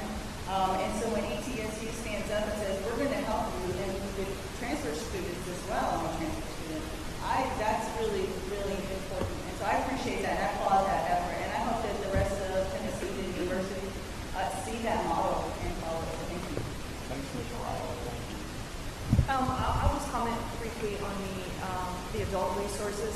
I think that's a very good point. I know through the Reconnect process, so the Reconnect navigators and coordinators, conversations around childcare and taking into account the non-traditional scheduling nature of adult students are conversations that were started a couple years ago that are continuing. I think the fact that you're saying it at a meeting brings light to it so that institutions can hear it. I know institutions are attempting to move towards weekend courses or night courses, but you're right, it's harder to find support when you're attending at different times. And so I think it's important that we continue to talk about that and bring that up. And you're right, the scholarship process is cumbersome. I think it can be streamlined in a lot of ways on campuses. Those are conversations that should continue to happen. And I know MTSU is excited about their guaranteed scholarship program. And maybe other institutions will think of implementing that as well. Other questions? Comments? Mr. Stafford? Crystal, thank you, and Dr. Dendow, all of the college and university financial staff put together down there. You gave us a lot of good information that's coming about. Looking at the list of capital projects, it's pretty daunting to the amount of understanding to continue to keep those facilities upgraded. What do you hear or what discussions do you have about trying to shift the paradigm toward the lower cost and tendency to recognize that we're not going to get rid of it entirely, but in my business in banking, we don't use as many branches as much, and we're reducing those, even though we're not using them. But the tendency to manage is huge. So with regard to buildings, campuses, we've seen a shift in how we think about that and how we do it. Got what we were saying earlier about online delivery, yes, cost, what is all of that mean for the future? Yeah, great question, Commissioner Stafford. So what we're finding with the capital projects when they come forward, nearly all of them have some sort of hybrid or online capability built in. So you will often see, you might need a building that needs to be built that has the ability to provide hybrid courses. So you do still need AV equipment, but you only have to build it that one time, and then you can provide online opportunities for your students. I feel like we're getting projects that aren't as expensive as we used to see, and so we used to see much larger buildings. We would see requests for $90 million. Like the number one here from UTIA, that is an anomaly now, not the norm. So the idea of $95 million for the Energy and Environmental Science Education Research Center at UTIA. We're seeing more buildings that are between the $30 to $40 million range, and what that says to me is we're relying less on the brick and mortar. So we're building smaller, more specialized buildings that also have flex space so that they can be repurposed as we move forward. And that may include AV equipment that allow for more online offerings. Just to put a bottom on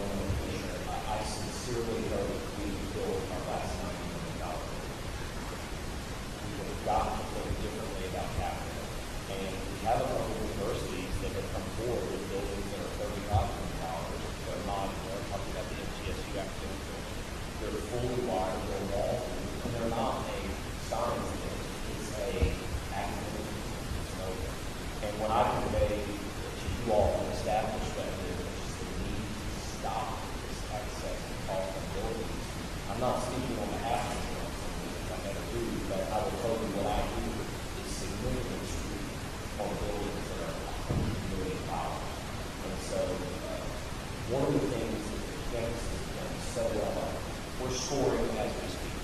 We've received the capital projects. The campus has done incredibly well first, making sure that the new buildings aren't just about a building. Their new buildings are about a workforce. And they're rethinking their buildings. Tennessee Tech has an engineering building that floors right now at about $55 million. That's an incredible amount of money. That is that's much cheaper than most engineering. So we've already seen, I think, that presidents have always had a lead on this. But I do think it is worth noting that the age of 90 to $120 million building really got it behind us. One other question. In here, I see a list of projects for ADA requirements. Yes. Since we've had ADA requirements for some time, I'm just curious, do we still have a significant number of facilities that are not meeting requirements, or are we always going to have an ongoing challenge of keeping this? Yeah, I think I'm going to defer to our chief facilities planning and our architect to answer that question.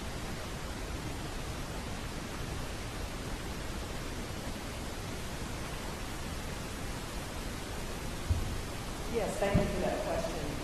You are seeing additional requests for ADA funding. There has not been an ongoing regular funding for ADA in the most recent past.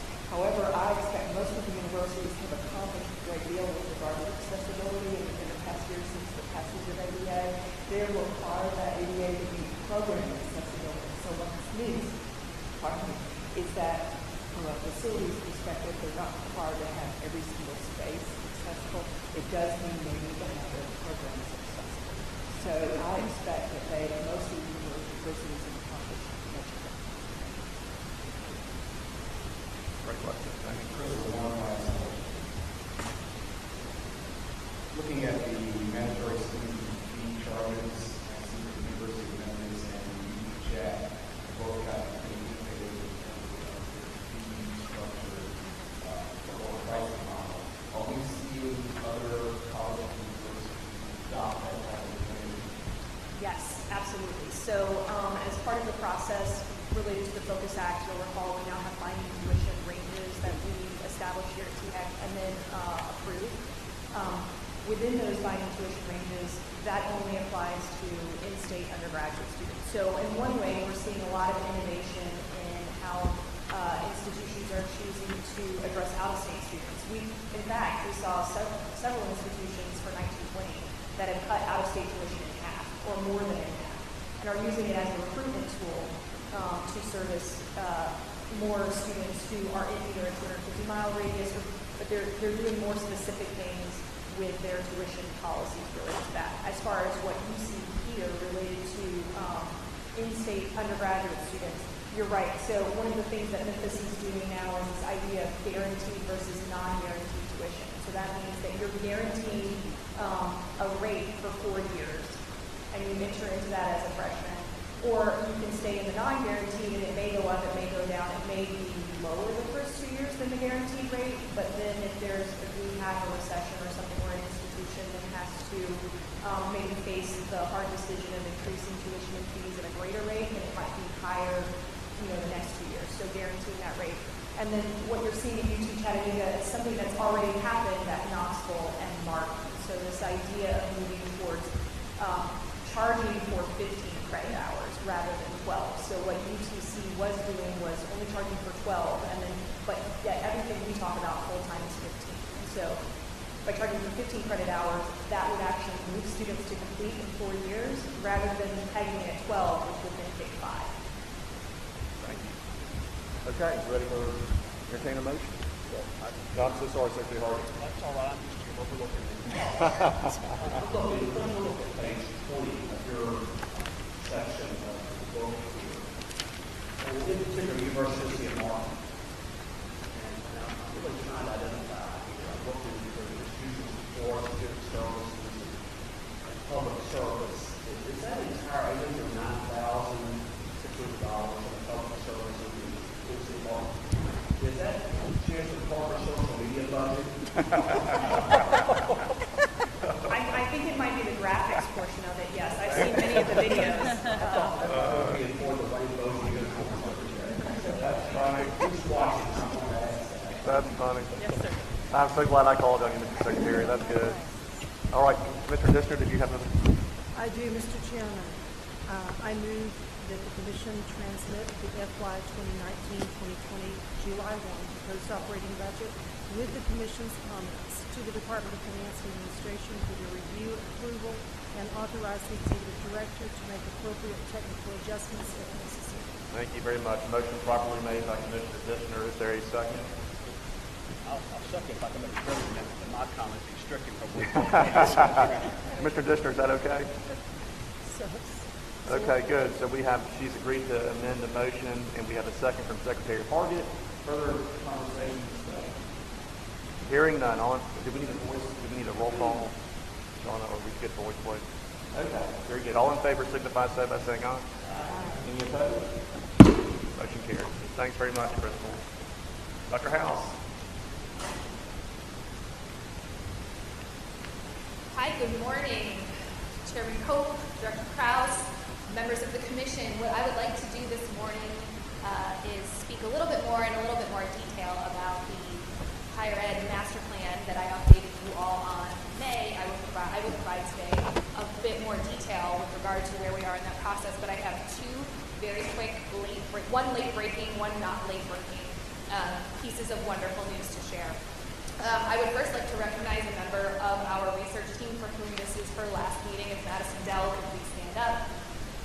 Madison has been such an asset to our team over the past 3 years. Russell, who you met earlier this morning, is taking Madison's role. We've been fortunate to have them overlapping, but really he has huge shoes to fill, and we love Madison so much. She will be attending Stanford University in the fall to pursue a PhD in higher education policy, making the rest of us feel very inadequate.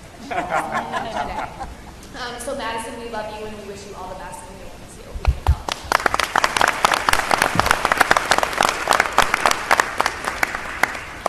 And this is the late breaking news. So I am taller than Crystal and Shelly, so excuse me for 1 second. Yeah, it's okay. So from the back of the room, I learned that for the third year in a row, the state of Tennessee has received the State Transformation and Action STAR Award from the Southern Legislative Conference for our work around Tennessee Reconnect. So I would ask Jessica Gibson and Mary Lappin to stand. Without these two brilliant women, this program would not exist, let alone be honored on a national scale. So to Commissioner Riley's questions about what we're doing for adult learners, a lot of what we're doing has so much to do with the efforts of these two women. So I apologize, I don't remember what the acronym actually stands for, but the STAR Award really should be displayed in one of your offices. So thank you for your work and congratulations.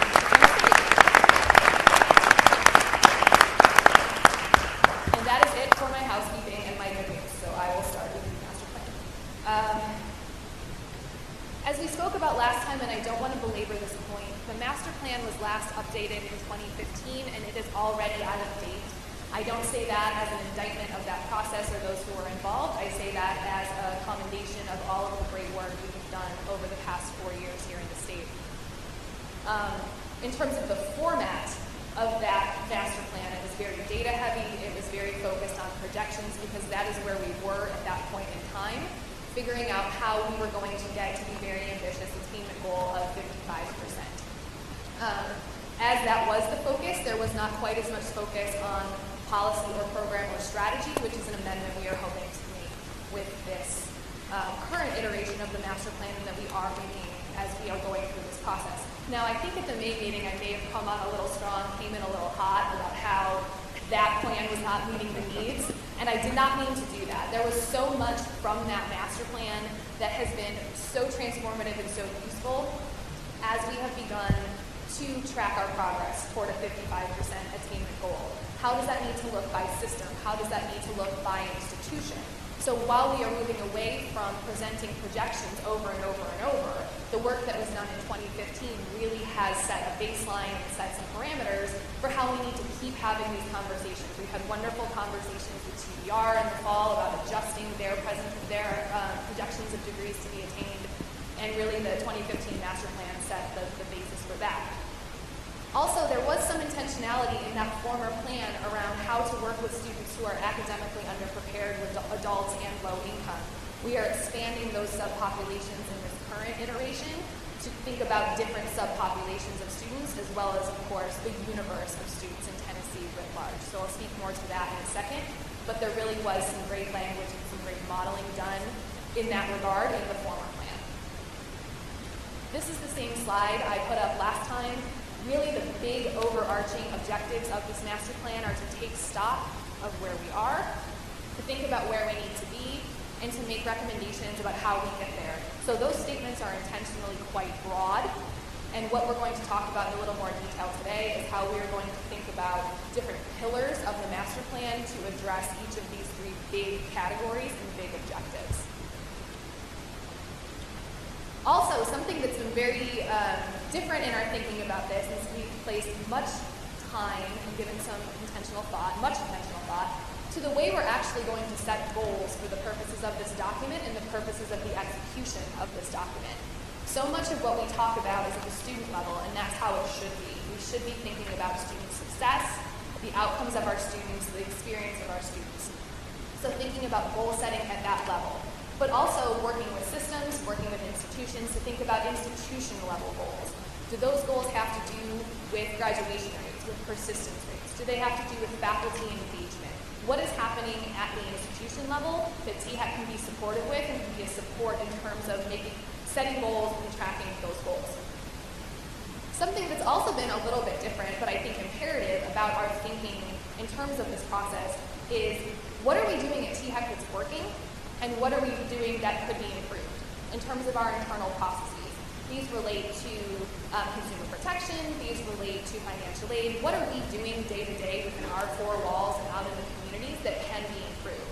So as much as we think about the student experience and student outcomes, what's going on our campuses that we can be supportive with, we want to think about our own process as well and use this as an opportunity to make some improvements in-house.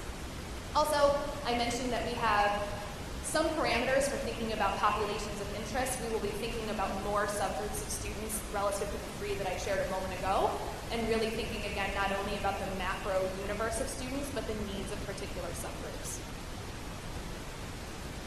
I'll jump in briefly to share a framework with the commission, and then Dr. House is going to go in technically.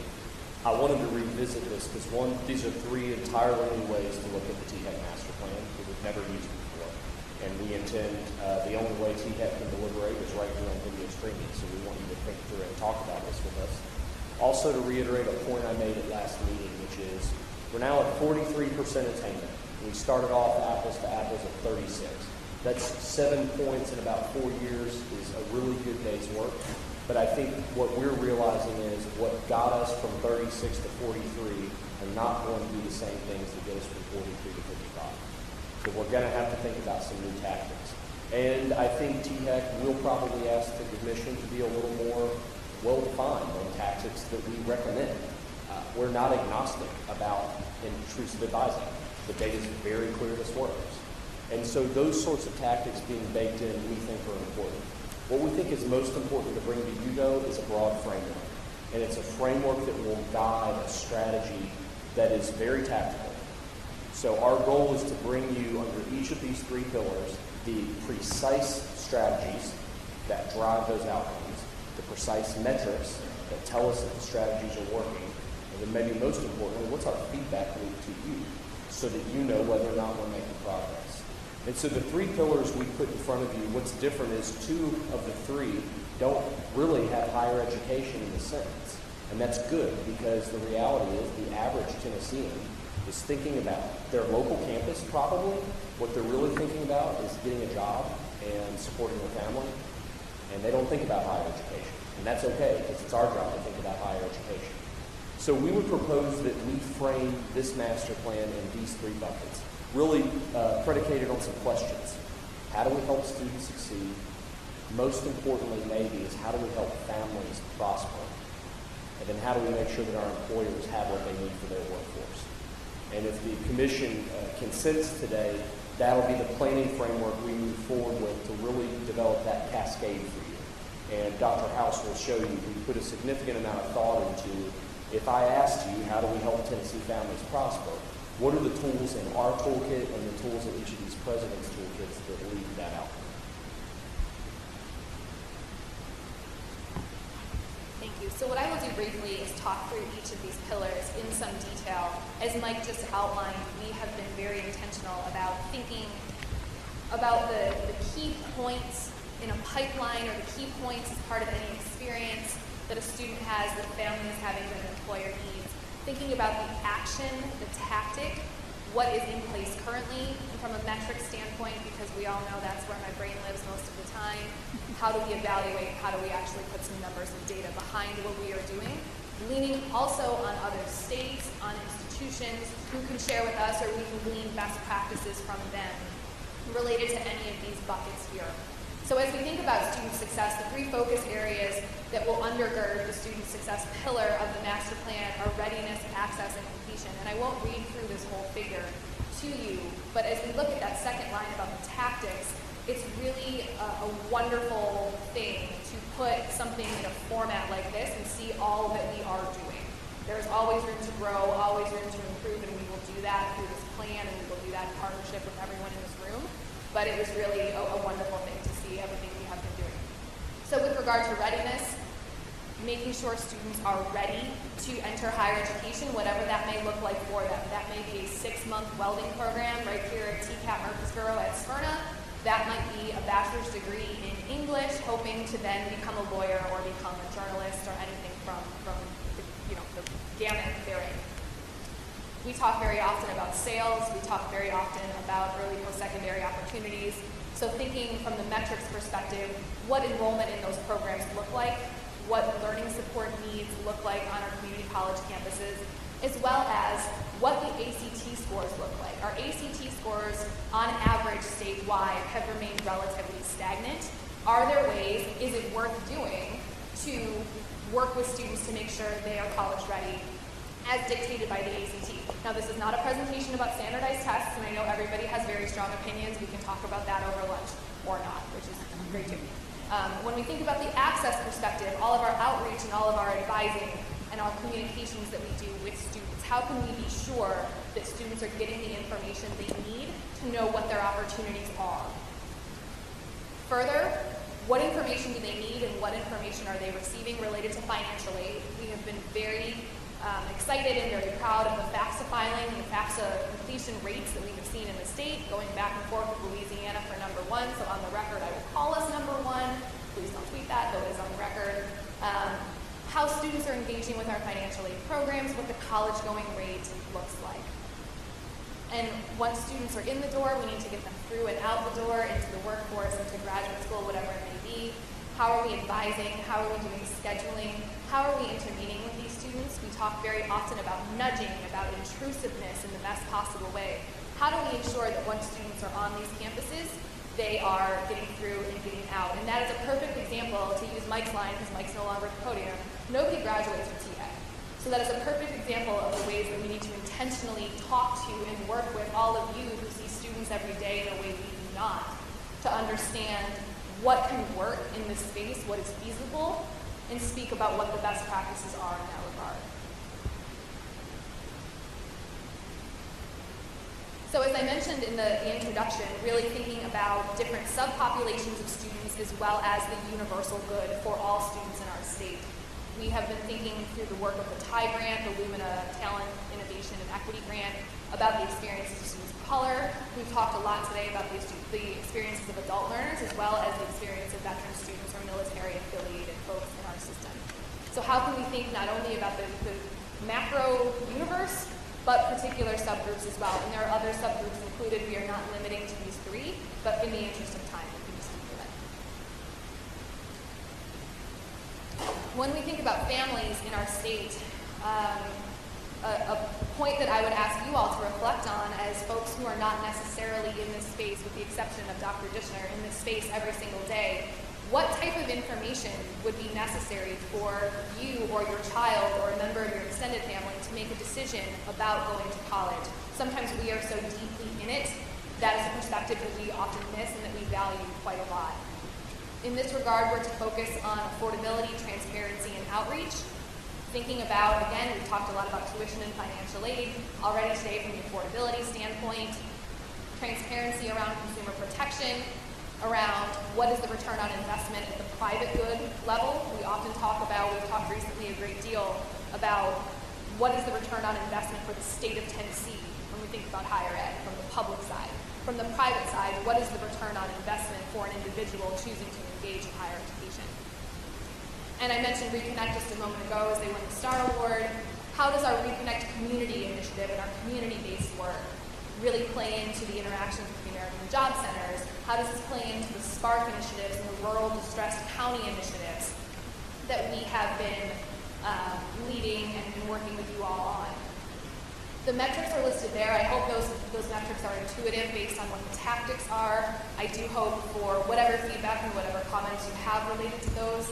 To me, those feel quite direct, but I welcome any feedback in that regard. A similar theme in all of this has to do with the diversity across our state and the diversity in many definitions of the word, many conceptions of the word. And when we think about prosperity, not to get too deeply in the semantics conversation, but what do we really mean when we say prosperity? Do we necessarily mean an income level? Do we mean something more macro than that? But what does prosperity look like for students in a rural area versus those in Davidson County or Shelby County, or for families of which students are members? What's going on in our distressed county? How can we change the outcomes, change the paths of people who are low income and families who are low income in the state? Finally, we've talked a lot about the future of work. We heard from Shelley this morning, soon to be Dr. Travis, Shelley Travis this morning, about the GIVE Act. And we had some conversation throughout today from President Oldham, but in general related to academic programs. Commissioners Watson and Kovic have been engaged with our Future of Work task force, thinking about how the workforce in Tennessee is going to look in years to come, 5, 10, 15 years. What we want to measure there is what job growth looks like field by field, and conversely, what enrollment in programs that are related to those fields looks like in parallel. Shelley spoke a great deal about the GIVE Act this morning. I won't go through all of that again, but really thinking about how dual enrollment offerings in career and technical education fields have changed or will change. How do we think about apprenticeships and how does that thinking possibly need to change, et cetera. And finally, with regard to academic programs, is there a space, this goes to the THEC processes part, is there a space in which THEC should, could, will, can change the way we do what you saw President Oldham do today and what the staff from THEC has done behind the scenes to determine what programs are going through that process and how that process looks with regard to what we know and what we estimate the workforce needs to be. We're working very closely with Professor Bill Fox at the Boyd Center for Business and Economic Research, who is really, he should be standing here today for this portion of the presentation. It should not be me. He is the foremost expert in a lot of this, and he's just been an immense help. In the spirit of this kind of diversifying conversation, what do needs look like in different sectors? Healthcare may look different from automotive, may look different from IT, may look different from public service and education. What common ground is there, and what distinctions exist such that we need to be thinking about all of that as we put this plan together. So I know there was a lot on those slides, and I know that that's a lot of information. I'm happy to continue this conversation offline at any point during lunch today, whatever it may be. But really the feedback we're hoping to gain from you all as commission members is what you see on the screen right now. When we think about goal setting, what would be the most useful for you all to think about, to hear? Is this a conversation about growing from point A to point B for certain student groups? Is it a comparative framework? For example, students who are adult learners do X percentage points better, worse, different than their peers who are right out of high school? Is it something more general than that, more fine-grained than that? I would welcome that feedback at any point. Similar to the question I posed, when we think about people who do not spend their every waking hour engaged in work around higher ed, what would be useful? Sometimes we cannot see the forest for the trees. What would actually be useful? I don't want to say to normal people, but to people who do not have a higher education background. And finally, as we've mentioned a few times, how do we prepare for the future of work? So I would look to Director Krause and Chairman Pope for how much time we have to spend on a little bit of a discussion. If anybody has any feedback on any of these questions or any thoughts that they'd like to interject. Thanks so much, Dr. House. Let's take about 10 minutes and just have an open floor, and you don't need my permission to speak. Just everyone.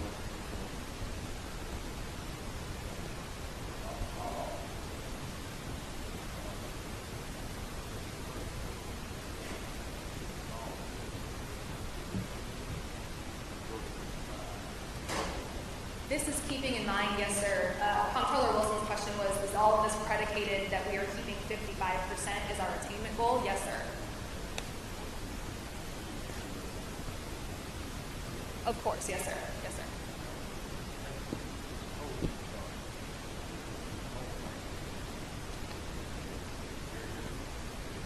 Yes, sir.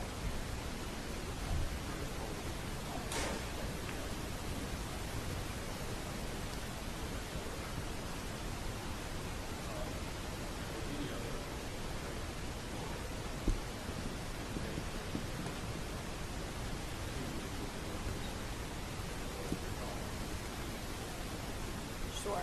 That's an excellent question. For those who could not hear, Comptroller Wilson's question is about how to ensure that this document is useful and does not just sit on the shelf, and are there any best practices that we're aware of? Am I paraphrasing you correctly, sir?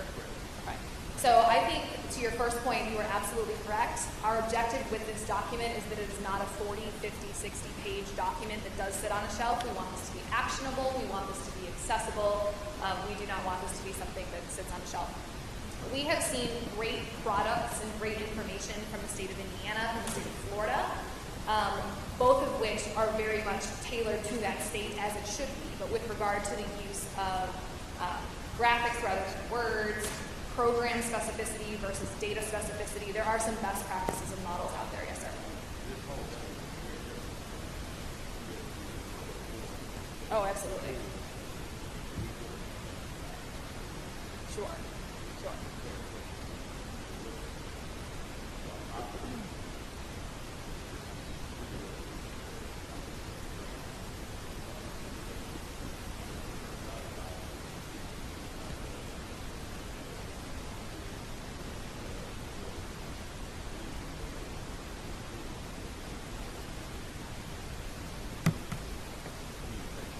Yes, sir. So Comptroller Wilson's question was about communication and ensuring that we keep the board in the feedback loop around this, and it is not the case that the board only has 2 days to review this and then take a vote. That is heard. That is reflected in our timeline here. We plan to get this document to you in early October at the latest, so you'll have about a month to provide any feedback. We can make any changes and then put it to the commission for approval at our November meeting.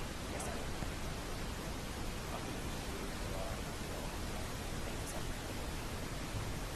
Mr. Chairman, Director Krause, Dr. House is really the THEC staff following up on Comptroller Wilson. I'm really committed on the idea of customer-facing master plan, particularly looking at categories that you have agreed to. And I just would like to point out that I believe that the dignity and future of work is the highest goal of economic and workforce development, and that's true of the education. Thank you, sir. Any other comments? So to the comptroller's point, we will absolutely keep everyone in the loop. As just a quick synopsis of the timeline, we will continue our work internally. We will begin in earnest. We've had a few kind of one-off conversations with a variety of stakeholders, but we will begin in earnest to really get this in front of folks who will be implementing this on the ground. I have a very limited set of jokes, so I'll say the joke again. Nobody graduates from THEC, so we really want to make sure that we are all aligned in terms of what THEC is putting forth as a strategic plan, having the input from systems and institutions and other stakeholders. We will have a full draft to you all much in advance of the November meeting, and then we will bring this to you all for affirmation at the November meeting. Thanks, Dr. House. Thank you. Thank you. That's great. Okay, next item on the agenda is number 5, the election of officers. Article 5 of our Rules of Procedure requires that we are to elect officers annually at our regular summer quarterly meeting to serve 1-year terms. The officers consist of a chair, 2 vice chairs, and a secretary. The chair and each vice chair must reside in different grant divisions of the state. The current commission officers are as follows: myself as chair, Vice Chairman Vernon Stafford. The Vice Chairman for East Tennessee is vacant at this point because Commissioner Roach has term expired June the 30th. And our secretary is former Memphis Mayor A.C. Wharton. So at this time, I will open the floor for nominations for these offices. Mr. Chairman, I would like to nominate you, Evan Cook, to continue as chair of the commission for the coming year. I do so with great honor. Thank you. Is there a second? Second. Thanks very much. At this point, I'm going to pass the gavel to Commissioner Coben, who will conduct this portion of the meeting.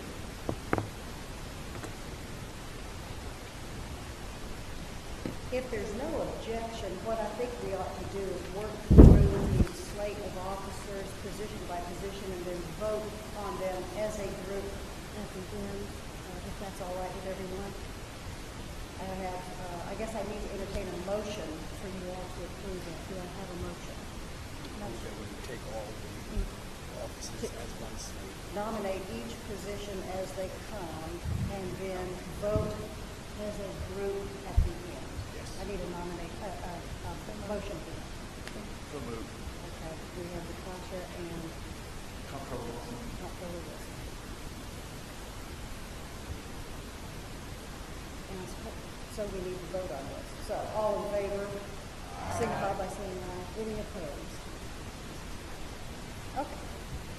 Now I'd like to hear nominations for the position of vice chair from the West Grand Division.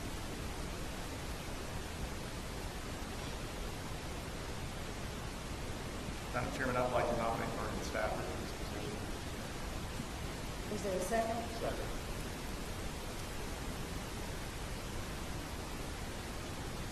All right, now we will now seek nominations for the vice chair of the East Grand Division. Madam Chairman, I'd nominate the Congressman. Is there a second? Second. Now we will seek nominations for secretary. Madam Chairman, I nominate Mayor A.C. Wharton. And is there a second? Now we'll have a voice vote on all of these nominations as a slate of officers in one group. All those in favor, please say aye. Aye. Those opposed? Okay, the ayes have it. Congratulations to our new officers. Thank you very much. Thanks very much. Thank you. All right, very good. Thanks very much. Next item on the agenda is item number 6, selection of audit committee members. This is an action item. We're going to call on Brett Gibson. He's here. Thank you, Chairman Coe, Commission members. Pursuant to its charter, the THEC Combined Audit Committee consists of 5 members. Each is selected by the Executive Director and then confirmed by the respective boards. Currently, we have 4 committee members, 3 from TSAC and 1 from THEC. Your own Commissioner Coben is the lone THEC representative at this time. Each member serves a 3-year term and may be reappointed. Subject to your confirmation, Mr. Krause recommends Dr. Nancy Dishner be appointed to the open position effective August 1, 2019.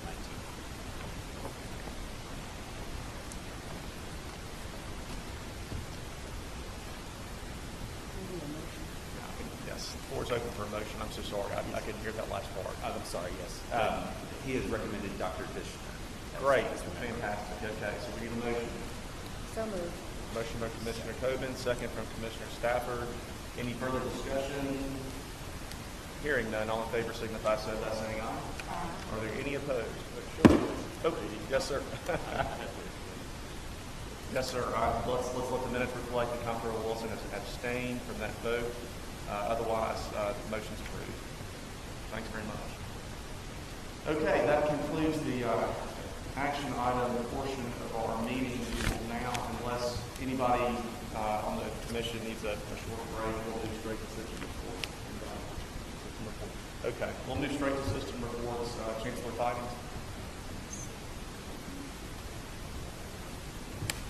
Good morning. First of all, I really would like to welcome all of you to our facility here at TCAP Murfreesboro Smyrna site. We're very proud to showcase this facility to you because it is a true representative of a private-public partnership. This facility was built with input from both Nissan and dollars from the state, and it is utilized every day by Nissan and by TCAP Murfreesboro. We have approximately over 300 students that go through this building a year, with over 3,000 visitors that come to this building every year, which include elementary, middle-aged, high school students, and visitors from other states and other countries because they want to see what is happening in TCAP Murfreesboro. So thank you for being here today, and I hope that you'll take time before you leave to do a quick walkthrough so that you can really see what's happening. I want to give you just a quick update of what's been happening at TDR since the last meeting that you held. I did mention to you that our students were competing at the state level in Skills USA, and that they would be going on to the national levels. The national championships were held this past month with 65,000 students competing from across the country. Together in Louisville, Kentucky, there were 103 separate competitions, all within 11 broad fields, ranging from arts and communications, construction, health science, information technology, leadership skills, manufacturing, the STEM subjects, and transportation. Very pleased to report that a total of 42 Tennessee students brought home gold, silver, or bronze medals from Louisville, ranking Tennessee number 3 in the nation for the number of awards that we brought in. Very proud of our students. Also, over the last fiscal year, I wanted to just make you aware that through your guidance and support, we have established 58 new career and technical programs of study. 55 of those were certificate and diploma programs at our technical colleges, and 3 of those were new AAS degree programs at our community colleges. One example of those is our Water Quality Technology AAS program at Pellissippi State Community College. This program was developed in association with the Tennessee Association of Utility Districts when they came to Pellissippi State and talked about a need for training in this area. Pellissippi worked very closely with them on the curriculum. Graduates will be prepared for the state-level certification in water and wastewater treatment operations. Pellissippi also won a National Science Foundation grant to support the program's startup costs and is expected to be fully self-sustaining by their 4th year in existence. And students will begin enrolling in that program next month. A similar process was used for the development of the new Chemical Engineering Technology AAS degree program at Rome State last December. Oak Ridge National Lab understands and acknowledges that they've got a great deal of individuals that will be retiring from their workforce over the next several years. They approached Rome State about the way to start the training for the individuals that they know that are going to be leaving. Rome State worked very closely with Oak Ridge and also with Chattanooga State Community College to develop the AAS degree program. The picture that you see here is actually the distillery lab that is at Chattanooga State that is part of the Bacher Institute training that we do in chemical distillation, where they do a technical certificate credit. Now Rome State has taken that training to the AAS degree level. Graduates of this program can expect to earn a starting salary of around $70,000. The other new AAS degree programs approved within the past year was a new funeral service education program, of which I'm not going to show a picture on the board, at Southwest Tennessee Community College, but a high demand need and a high demand field. They did that also in cooperation with the funeral service industry in that area. Of the 55 new certificate and diploma programs at our technical colleges, one that I would like to highlight for you is a program at TCAP Plum. They recognized in that area the need to train young people for today's high-tech farming operations. It's no longer your daddy's farm when you go out and look at what's happening in the farming industry. There is a high need for technology and a high need for science understanding.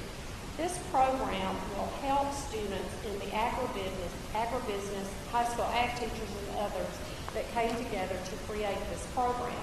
According to the USDA and the UT Institute of Ag, there are more than 6,900 farms in the TCAT Crump service area in Chester, Decatur, Hardin, Henderson, McNairy, and Wayne counties. And with the average age of a farm worker nearing 60, we also see the need to be able to infuse workers into that field.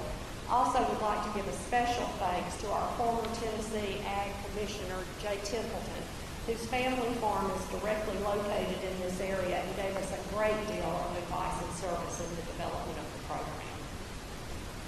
Another program that is on the slate to be approved by TBR in September is our entrepreneurial AAS degree program at Marlowe State. This program is intended primarily to help TCAT graduates who have learned their technical skills but now want to start their own business. So this program will help them learn those entrepreneurial skills. Courses will include communication skills, economics, statistics, algebra, accounting, business marketing, small business management, sourcing and procurement, and the legal aspects of business, and along with computer technology. Another key component of this course is that most of the courses will be delivered online. And these are just a few of the examples of the courses that we are using to backfill and enhance workforce development within our programs. I'd also like to talk in closing, just to give you an update on what some of our campuses have been doing in reaching out for alternative funding sources. Many of them have been quite successful. As a matter of fact, in the last 6 months of this year alone, 7 of our 40 colleges have won grants from the U.S. Department of Agricultural's Rural Development Division. TCAT Oneida Huntsville won a $69,000 grant last month to start a new program to train workers on diesel-powered equipment. And they were also just notified this week of another $50,000 grant for their welding technology program at the York Institute. Dyersburg State was awarded a $650,000 grant out of the Delta Region Health Care Services to buy state-of-the-art simulation equipment for its emergency medical services program and its nursing labs, allowing the college to expand its paramedic to registered nurse fast-track program. Dyersburg State is also working with the UT Health Science Center to develop an RN to BSN Bachelor of Science in Nursing program. And Rome State Community College in May received a $497,000 USDA grant to improve distance learning opportunities at 3 of the college's most rural campuses in Fentress, Morgan, and Scott counties, all 3 of which, as you know, are economically distressed counties. This new technology that the college will be purchasing will allow them to broadcast classes from the Rome State campus out to centers in these very rural locations to keep most students from having to drive over the mountain to get to their classes. Director Krause, commissioners, members, I thank you very hard for the work that you do, and I hope we are able to see that we are very good stewards of taxpayers' dollars, and we look forward to continuing to do that. Thank you. Thank you, Chancellor Bidings. Anyone have questions for Chancellor Bidings? Right, thank you very much for the report. All right, President Boyd.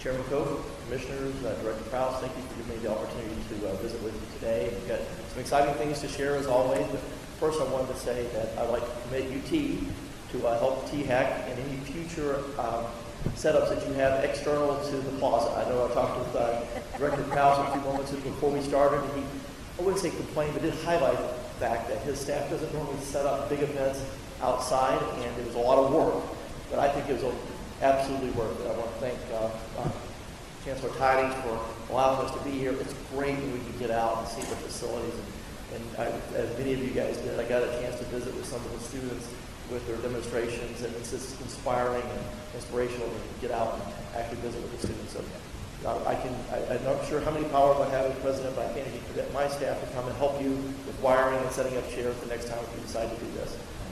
So I want to give you an update on our last board of trustees meeting. We had one on June 21st, and we said afterwards we thought it was the most historic and most transformational one that we've ever had. Somebody may be able to argue differently, but we feel it's definitely a very significant one. So share just a few of the highlights from that Board of Trustees meeting. First off, we had a really great announcement to start it off. One of our alumni gave a historic transformational gift to the University of Tennessee, Martin. It was a gentleman named Bill Nunley, who grew up in Hickman County in rural West Tennessee, and like so many people in rural West Tennessee, their opportunity for higher education is through UT Martin.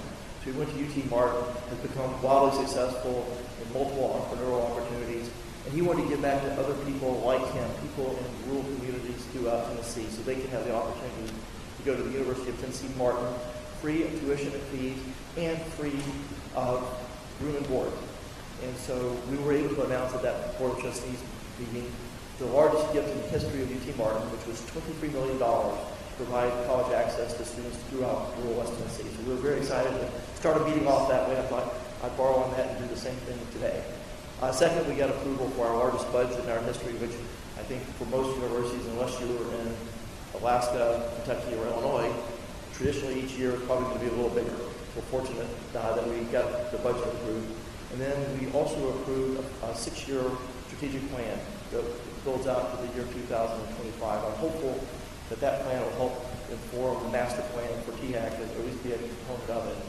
In our strategic plan, there's 5 key components: how we're going to deliver on talent development, the student success portion, how we're going to deliver on research, how we're going to make an impact and engagement across the state, how we're going to be more effective and efficient in our operations, and finally, how we're going to build our brand. And in each case, Comptroller Wilson, we're going to have a dashboard. There'll be a public-facing website that will be updated on a regular basis so everybody across the system and with our legislature can see exactly how we're measuring against our targets. We have some very key targets, and I'm just going to share a couple with regards to the student success portion. So one of our key missions in the state of Tennessee is to help Director Krause and the rest of the state of Tennessee deliver on the Drive 55, deliver more talent in the state to fulfill our workforce needs.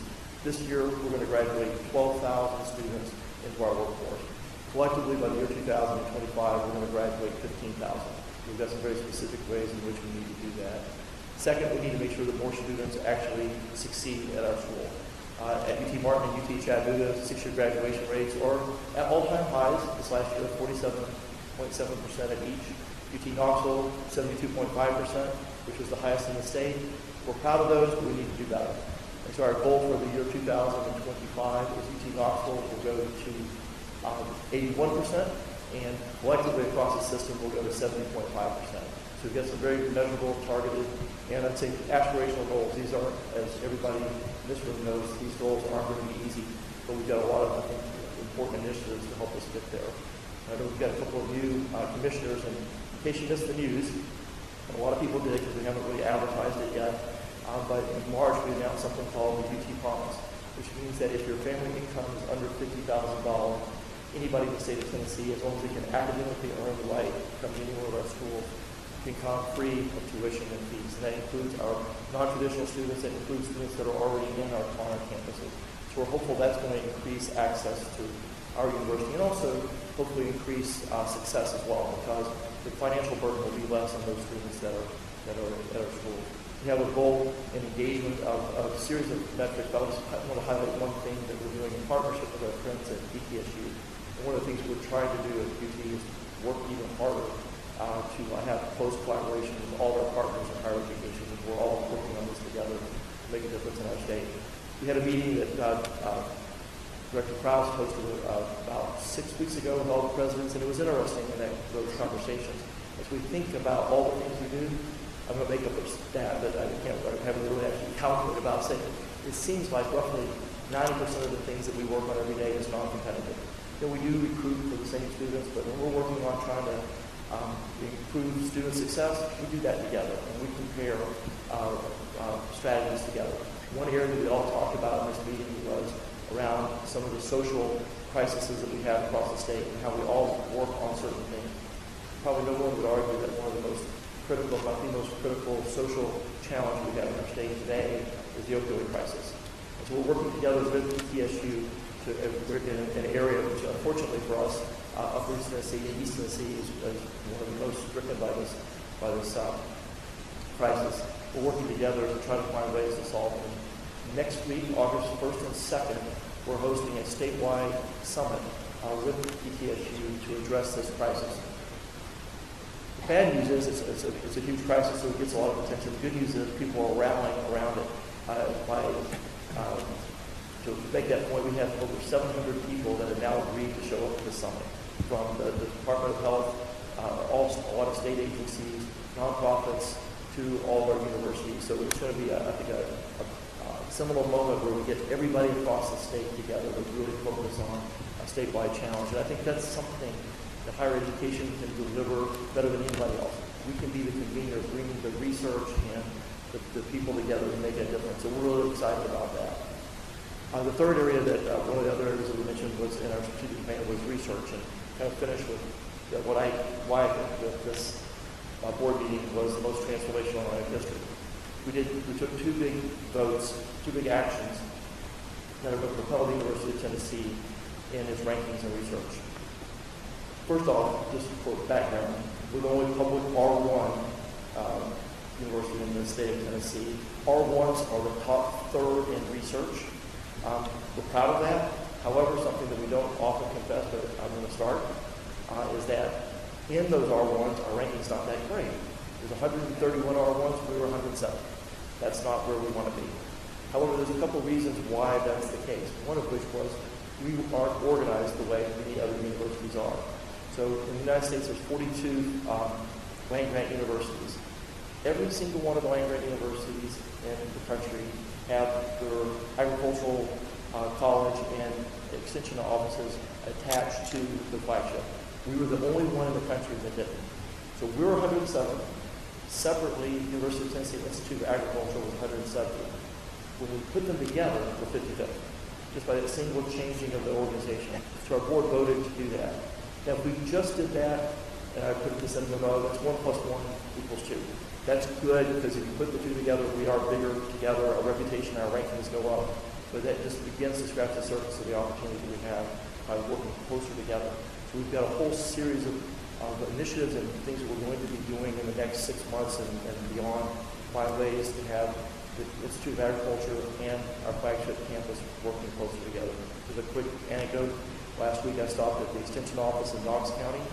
They have a workforce development mission, and one of them was to work with the population of people that are on SNAP benefits and other programs that need to get jobs.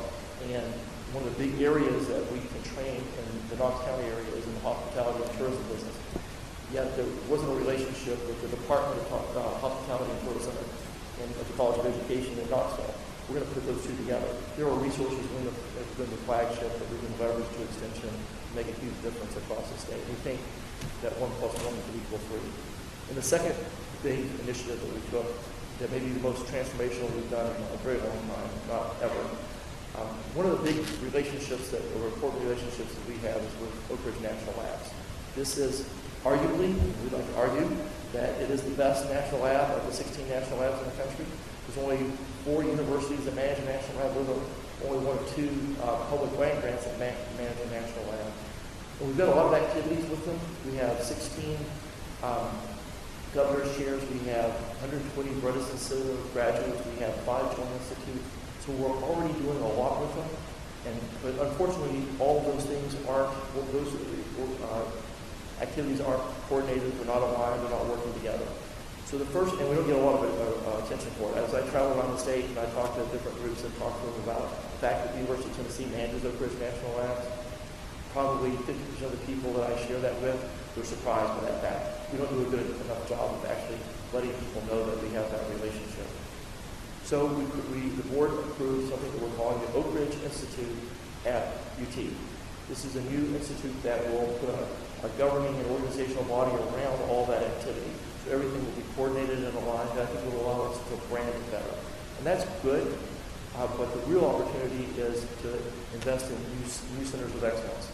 We've been working very closely with the lab director and everyone at ORML and at Department of Energy to look at some new key areas that we need to invest in that are critical to national security. DOE, the National Science Foundation, have highlighted at least 3, bioinformatics, quantum communications, and artificial intelligence, 3 areas that are critical to national security in our country, that there's no real place that actually owns it now, but that we have the natural resources to be that center of excellence for each of those three areas.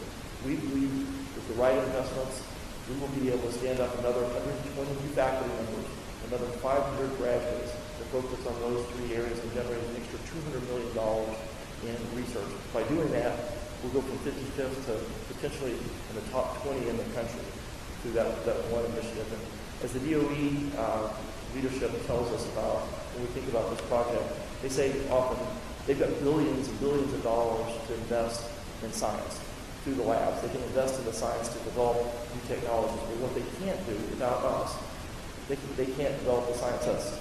They need the work of the future. And when we talk to them, the biggest national security risk that we have isn't where we're at in science today. It's having the workforce, the scientists of the future to help us compete. So we're hopeful not only will we be delivering a great mission for higher education in Tennessee, for economic development in the region, but also being able to really deliver for the United States and some key areas of national security.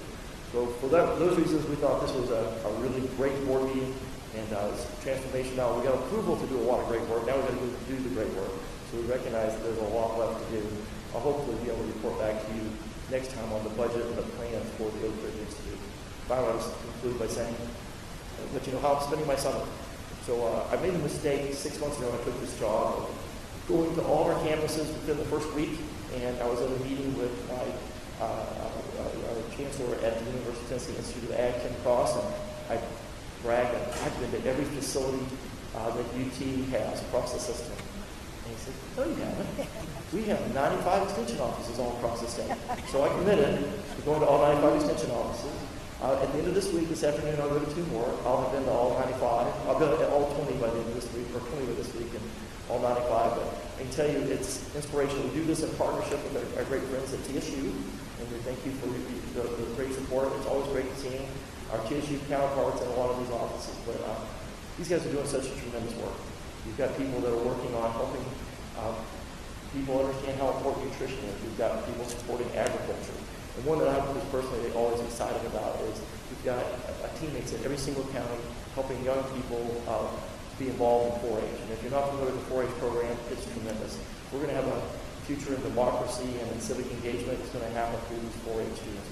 If you don't know, but the University of Tennessee system with TSU manages the largest 4-H club organization in America, 186,000 students. And this past Tuesday, I was at Roundup in Knoxville with 300 of the best 4-H students getting their awards and prizes and electing their future leaders. And just being with them is inspirational. If you want to have confidence in the future, just come to a 4-H Roundup. That I'll conclude my remarks and open the floor for any questions. Thank you so much. Really exciting what you're describing. I'm curious, with the convening on the opioid situation, what's your hope coming out of that? What do you hope to have at the end of that convening? Is there a Well, there's some basic things we would definitely will have. There's going to be an asset map that we're going to be able to create as a result of this. We're going to create some online venue where everybody will be able to continue to collaborate and communicate. But we expect action.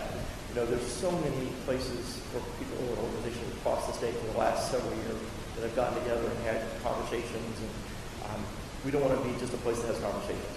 We're looking forward to creating some very specific action items. We talked about a goal, which I'm not going to actually put out there yet, but what if we just reduce it by 10%, addiction by 10% in the state? It costs the state $9 billion a year.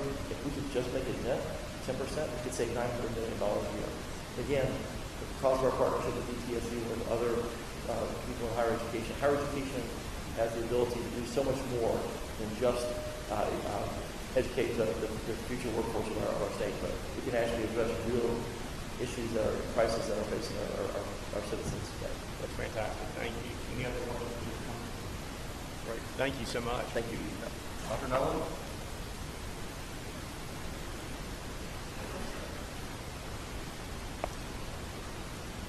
Mr. Chair, members of the Commission, good morning.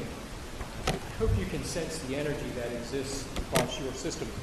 We saw it today in the staff, and particularly we saw it with the comments of President Boyd. There are wonderful things that are occurring across the state of Tennessee. And the things that are happening here are occurring because of the leadership of Governor Lee, former Governor Haslam, members of this commission. And I want to juxtapose that with some of the conversations that are occurring in other states. You've heard a couple references to the state of Alaska today. If we were attending the system meeting in Alaska, I can guarantee you we would not be talking about investments in research. We would not be talking about 4-H. In a few minutes, I'm going to talk about the work that we're doing to prepare veterans to realize their dreams. We'd be talking about financial exigency, the closure of programs, the consolidation of campuses, and the potential loss of financial aid for students all across that state.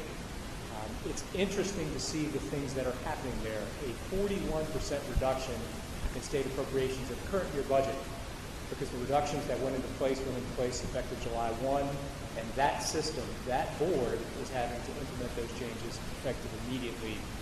So quite often I think we take our situation for granted, but I hope that you really reflect upon the power of what you've heard today from staff, from Chancellor Tidings, from President Boyd. We are the envy of most states across the nation, and there are great things that are happening. Many of the wonderful things that are going to happen occur in 3 weeks, because in 3 weeks, freshmen all across the state are going to move into the residence halls. You're going to have moments of sorrow, moments of joy, moments in which folks are going to hurt their back as they're carrying luggage upstairs, but you're going to see a generation of Tennesseans realize that dream of sending their children to college. That happens in 3 short weeks. And one of the areas that we are focusing on across your university system is how can we ensure that veterans and the families of veterans have the opportunity to realize their dreams. Each conversation that we have, we hope to bring a thematic story to you. And the story that I bring today is the work that each of your universities are doing to serve the needs of veterans across the great state of Tennessee. There's a number that really struck me. We had asked each of the institutions to provide the number of veterans or members of their families who are receiving benefits and are enrolled in our system. That number is 5,800. Across the universities, 5,800 veterans or family members of veterans are enrolled in your universities. That number would be larger if you brought into play the work of the Board of Regents or the University of Tennessee. But that's a significant investment that this state and that the federal government is making in those who have served this nation. And across all of our universities, we're taking steps to ensure that those individuals have the level of service that they need to be successful. On the campus of Middle Tennessee State University, that place of success is the Charlie Hazel Daniels Veterans Military Family Center, a facility that was established to assist current military members, veterans, and family members who are transitioning from service into civilian life. The Daniels Center has a strong focus on academic success. It offers tutoring and advising, and it also assists students as they move through the opportunity to earn prior learning assessment credit. In addition to having a strong working relationship with the local VA hospital, staff at the Daniels Center are available to assist with career planning. And throughout the year, that staff holds meetings with students and family members regarding career plans, job placements, and they host workshops with major employers across the region to ensure that upon graduation, those veterans have the chance to transition into the workforce. With respect to PLA, that's an emerging opportunity for individuals to take what they have done in the service and apply it towards credit. You're seeing a lot of work in the field of PLA occur at the University of Memphis, where they've seen significant growth in military prior learning assessment for credit. Within PLA, they've had more than 101 transcripts that were evaluated, and 1,400 credit hours were awarded through PLA. Additionally, 22 prospective veteran students at the University of Memphis have received their preliminary letter outlining PLA credit that reduces time towards degree and reduces cost as they transition into the next phase of their educational and professional journey. The institution with the largest number of students, either veterans or families, is Austin Peay. At Austin Peay, 1 in 4 students is military affiliated, 1 in 4, either active duty veteran, military, or military dependent. To better serve these students, a new space is being developed at the William E.